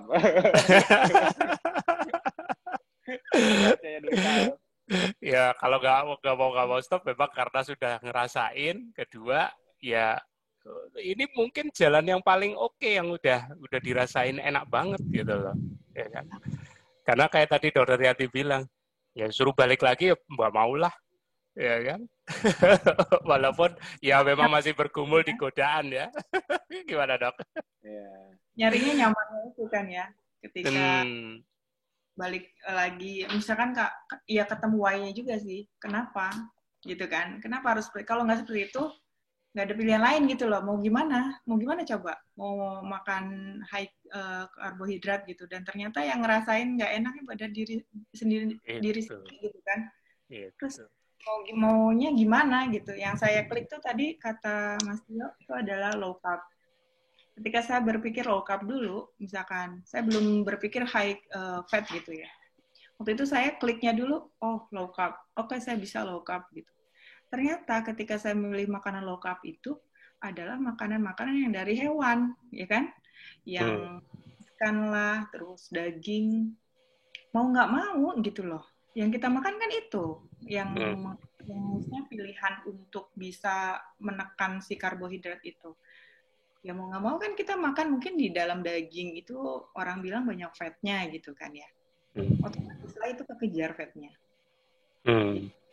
Kalau kita pikirin, yang penting low carb dulu.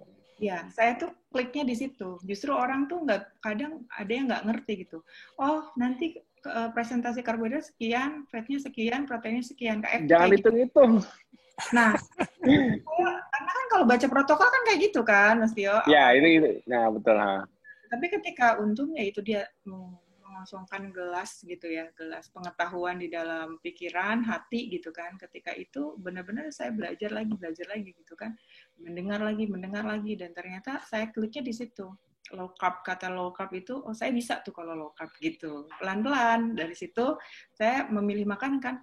Iya, saya kalau mau milih low carb, makannya yang tersedia yang aman adalah daging, ikan, ayam, kayak gitu-gitulah. Dan ternyata setelah kita itu presentasinya nyampe juga gitu loh. Nyampe juga, nggak perlu gitu. Ini makanan ya kan? Betul, karena akhirnya kan jadinya ancestral lifestyle. Ancestor kita aja nggak tahu cara ngitung. Nggak ada kalkulator. Karena dia makan yang palatable di lidah, dan dia yang disediakan alam. Ya, dia kan disediakan alam, walaupun dia tinggal di hutan, banyak daun-daunan, nggak mungkin dia nggak doin daun-daunan tanpa rasa. Tapi kan dia pasti kan makan yang palatable buat dia, yang easy to be cooked, yang unconsciously semua nutri esensialnya kepenuhi, walaupun ancestor kita tidak tahu apa itu vitamin dan mineral, tidak tahu apa itu makronutrisi, tapi dia mengandalkan palatabilitas dari apa yang dia makan, dia kalau survive mikirnya makan apa, kan jadi gitu. Jadi kita sebenarnya saat ini di zaman modern itu mengungkapkan simplicity di masa lalu. Simplicity saat ilmunya di masa lalu belum ada, tapi orang sehat. Ya, kalau sekarang kan kita untuk sehat kayaknya ilmunya banyak banget ya. Ilmunya dari siapa, tapi dulu, makanya aku bilang KF itu ancestral lifestyle, artinya apa? Alam dulu membuat manusia sehat. Karena manusia dikondisikan tidak bisa selalu makan. Manusia juga makanannya, pilihannya yang palatable bagi mereka terbatas. Yang mereka nggak punya ilmu terbatas, dan mereka normally makan hewan. Itu kan nggak pakai ilmu dulu. Tapi coba sekarang hidup di alam sekarang nggak pakai ilmu. Penawarannya udah banyak banget, makanannya udah banyak banget, udah gimana? Kalau hidup di zaman sekarang nggak pakai ilmu selesai. Kalau sekarang mau sehat pakai ilmu. Dulu tinggal di hutan nggak perlu pakai ilmu. Jadi siapa aja bisa sehat kalau tinggal di hutan. Kenapa? Dia harus effort sendiri untuk makan. Apa? Nggak usah disuruh olahraga, dia gerak. Gasnya udah rendah, yang dimakan hewan, tidur nggak mungkin kemalaman. Itulah pokoknya alam di hutan atau dimanapun yang jauh dari modernisasi pasti mengkondisikan orang yang tinggalnya untuk survive itu punya survival metabolism, yaitu ketosis. Ya otomatis dia sehat secara situasi. Ya kalau sekarang coba kita mikir happy tummy di situasi sekarang, ya makan terus. Oke, thank you Mas Tio. Masih ada tambahan? Kemudian apa lagi ya tadi ya, boleh. Simple life gitu ya. Jadi karena betul-betul menekan craving ya, keadaan dengan pola low carb ini benar, cuman dengan low carb gitu loh, craving itu bisa teratasi gitu kan. Jadi bikin simple gitu. Jadi kalau misalkan makan ya untuk mencukupi kebutuhan gitu. Coba kalau misalkan kita craving, kan udah kebayang tuh pengen makan ini, pengen makan ini. Ya kan? Kan cuma dalam keadaan kita makan low carb itu craving bisa menyingkir gitu loh. Entah kenapa tiba-tiba hilang gitu loh. Yang biasanya kalau nggak low carb tuh pengen martabak, pengen apa gitu kan ya, yang high carb. Kayak nggak pernah puas. Nggak pernah puas, dan semakin datang lagi pengen apa, pengen lagi. Dan saya tuh temukan dengan low carb ini. Dan satu lagi why saya tetap stay di ketofastosis ini, meskipun untuk terapi juga untuk itu kan memudahkan saya untuk bisa connecting spiritual ya. Jadi lebih lebih mudah tersentuh, mudah khusyuk gitu ya, dan lebih mudah puasa. Karena waktu saya belum KF itu puasa itu susah, mungkin karena craving tadi ya. Jadi pengen dipuaskan dengan makanan. Ketika dengan KF tuh lebih mudah untuk puasa. Jadi kalau balik lagi iman saya turun tuh, saya naikinnya dengan puasa kan, memperbanyak puasa. Jadi gak ada pilihan lain gitu loh. Dengan cara apa? Saya karena why-nya itu seperti itu, gitu ceritanya. Puasa itu harus nyaman, bukan tersiksa. Betul. Maksudnya puasa tuh maksudnya saya DF ya, day fasting ya kalau di. Ya betul. Betul. Saya pengen makanya kan nggak terbebani gitu, yang ikhlas gitu loh. Itu. Kalau pengen ikhlas artinya tubuh nggak boleh bergejala saat puasa. Itu rahasia. Nah, itu dia maksudnya. Itu rahasianya. Makanya kan nggak mungkin seseorang menjalani setiap hari makan hanya sekali sehari. Kalau nggak ada makanan dia puasa setiap hari itu dan tetap ikhlas, itu kan nggak mungkin kalau fisiologi gini loh. Mungkin nggak Mbak? Ini kan bahas seorang dokter. Mungkin nggak ada orang perang di kondisi puasa menang kalau nggak didukung fisiologinya? Enggak. Selesai kan? Nah, mungkin nggak kalau nggak ada makanan, ya udah puasa. Mungkin nggak 3 hari nggak makan biasa aja. Kalau nggak didukung fisiologinya. Betul Jadi juga. nggak tahu apa yang beliau makan, kita udah tahu kan kira-kira panutan kita itu kondisinya fisiologinya apa sehingga dia bisa seperti itu. Nggak usah berdebat di makanannya, tapi fisiologi dia nggak mungkin fisiologi yang nahan lapar, nahan puasa, nggak mungkin seperti itu kan. Harusnya kan seperti yang Mbak rasakan kan puasanya kan, bukan puasa yang dilawan oleh fisiologinya, tapi puasa didukung oleh fisiologinya, tidak ada hambatan, tidak ada craving, tidak ada gejala saat makan, dimudahkan, betul nggak? Betul. Ya udah itu rahasianya, nggak usah debat makan apa, Iya. dapatkan fisiologinya, selesai. Iya, betul. Itu yang aku maksud. Kita mengungkapkan rahasia di masalah itu mengungkapkan fisiologinya. Kalau mengungkapkan makanannya susah, kita nggak ada bukti-buktinya. Nah, tapi intinya beliau memiliki fisiologi seperti itu sehingga bagi dia mudah. Karena apa? Sudah dibuktikan kalau fisiologi bukan fisiologi seperti itu yang digunakan, pasti nyari gula lagi. Nggak mungkin mudah gitu loh. Jadi membuktikan itu secara fisiologi. Keadaan apa gitu ya Mas Tio ya? Dalam keadaan apa gitu kan ya? Dalam keadaan apa puasa itu mudah? Kan pertanyaannya di situ. Anjuran puasa benar, tapi dalam keadaan apa? Masa sih mau berpuasa kalau koncongan terus udah nggak tahan pengen buka gini. Masa sih puasa seperti itu? Masa sih puasa yang benar-benar menahannya sampai segitu banget? Kayaknya nggak mungkin deh. Puasanya itu harus puasa yang memang ya nggak makan nggak apa-apa, ya nggak ada makan ya puasa lagi, susah. Harusnya kan seperti itu dong. Betul. Nah, sekarang kalau debat makanan nggak ada habisnya, tapi kalau fisiologi udah jelas beliau seperti itu, selesai. Iya, maksudnya. Mantap, closing statement-nya makin oke. Makanya fase-fase di KF itu saya jadikan latihan intermittent fasting. 16 Tujuannya itu, makanya kan induksi konsep masalah itu sebetulnya kan nggak mungkin semua orang begitu KF langsung puasa kayak aku makan sehari-hari. Ya aku udah 12 tahun. Nah, makanya pelan-pelan dari mulai makanya kayak tadi dokter siapa tadi yang 79 tahun juga sarapan aja dulu karena manula. Karena dia 65 tahun. Start dari makan dulu karena makin tua berarti kan metabolismenya kan makin lambat, otomatis kan adaptasinya makin lama. Kalau Mbak kan masih muda, skip sarapan pertamanya, lama-lama mudah late lunch, lama-lama makin sore latihan kan. Nah, jadi intinya fase ke fase itu sebetulnya latihan puasa. Nah itu saya tuh dapetinnya itu, oh maksudnya Mas Tio mungkin bikin protokol tuh ini ya baru. Memang apa? Karena yang orang tahu sekarang, kayak orang luar negeri tahu atau orang lain tahu, ialah ketogenik ditambah intermittent fasting. Nggak ada itu sebetulnya. Tujuan orang nggak makan karbo yang akhirnya dia ketosis ialah apa? Membuat dia akhirnya tidak selalu makan. Selesai, ujungnya seperti itu. Jadi aku bilang ketogenik itu nama sebuah diet yang diciptakan. Intermittent fasting itu jenis puasa yang diciptakan manusia. Sebetulnya di alam itu sudah membentuk seperti itu nantinya. Pada saat kita udah ketosis, kita udah kenal lemak di dalam tubuh kita, ya akhirnya kita nggak harus selalu makan. Karena itu rahasia umumnya dari ketosis, bukan diet. Ketosis. Nah akhirnya karena aku tahu itu udah sejak awal, aku kasih guidance-nya untuk pelan-pelan. Karena apa? Aku perkenalkan apa itu puasa, karena nantinya akhirnya kamu nggak lapar. Yes. Jadi makanya kenapa aku bukan ketogenik tapi fasting on ketosis. Artinya apa? Ini gaya hidup apa sih? Gaya di puasa, tapi puasa dengan tanda kutip on ketosis. Kenapa puasanya harus on ketosis? Nggak puasa-puasa aja ya. Ntar kalau udah jalanin tahu puasa yang dimudahkan dan puasa yang ditahan-tahan. Kan nggak kan? Oke. Jadi akhirnya ngerti kenapa fasting on ketosis jadi lifestyle. Bukan, tiap hari kalau di KF di puasa, gua aja puasa aja sebulan Ramadan pengen buru-buru lebaran, ini tiap hari puasa. Buru-buru lebaran. Itu kadang fastingnya nggak on ketosis. Jadi why-nya fasting on ketosis itu namanya. Oke.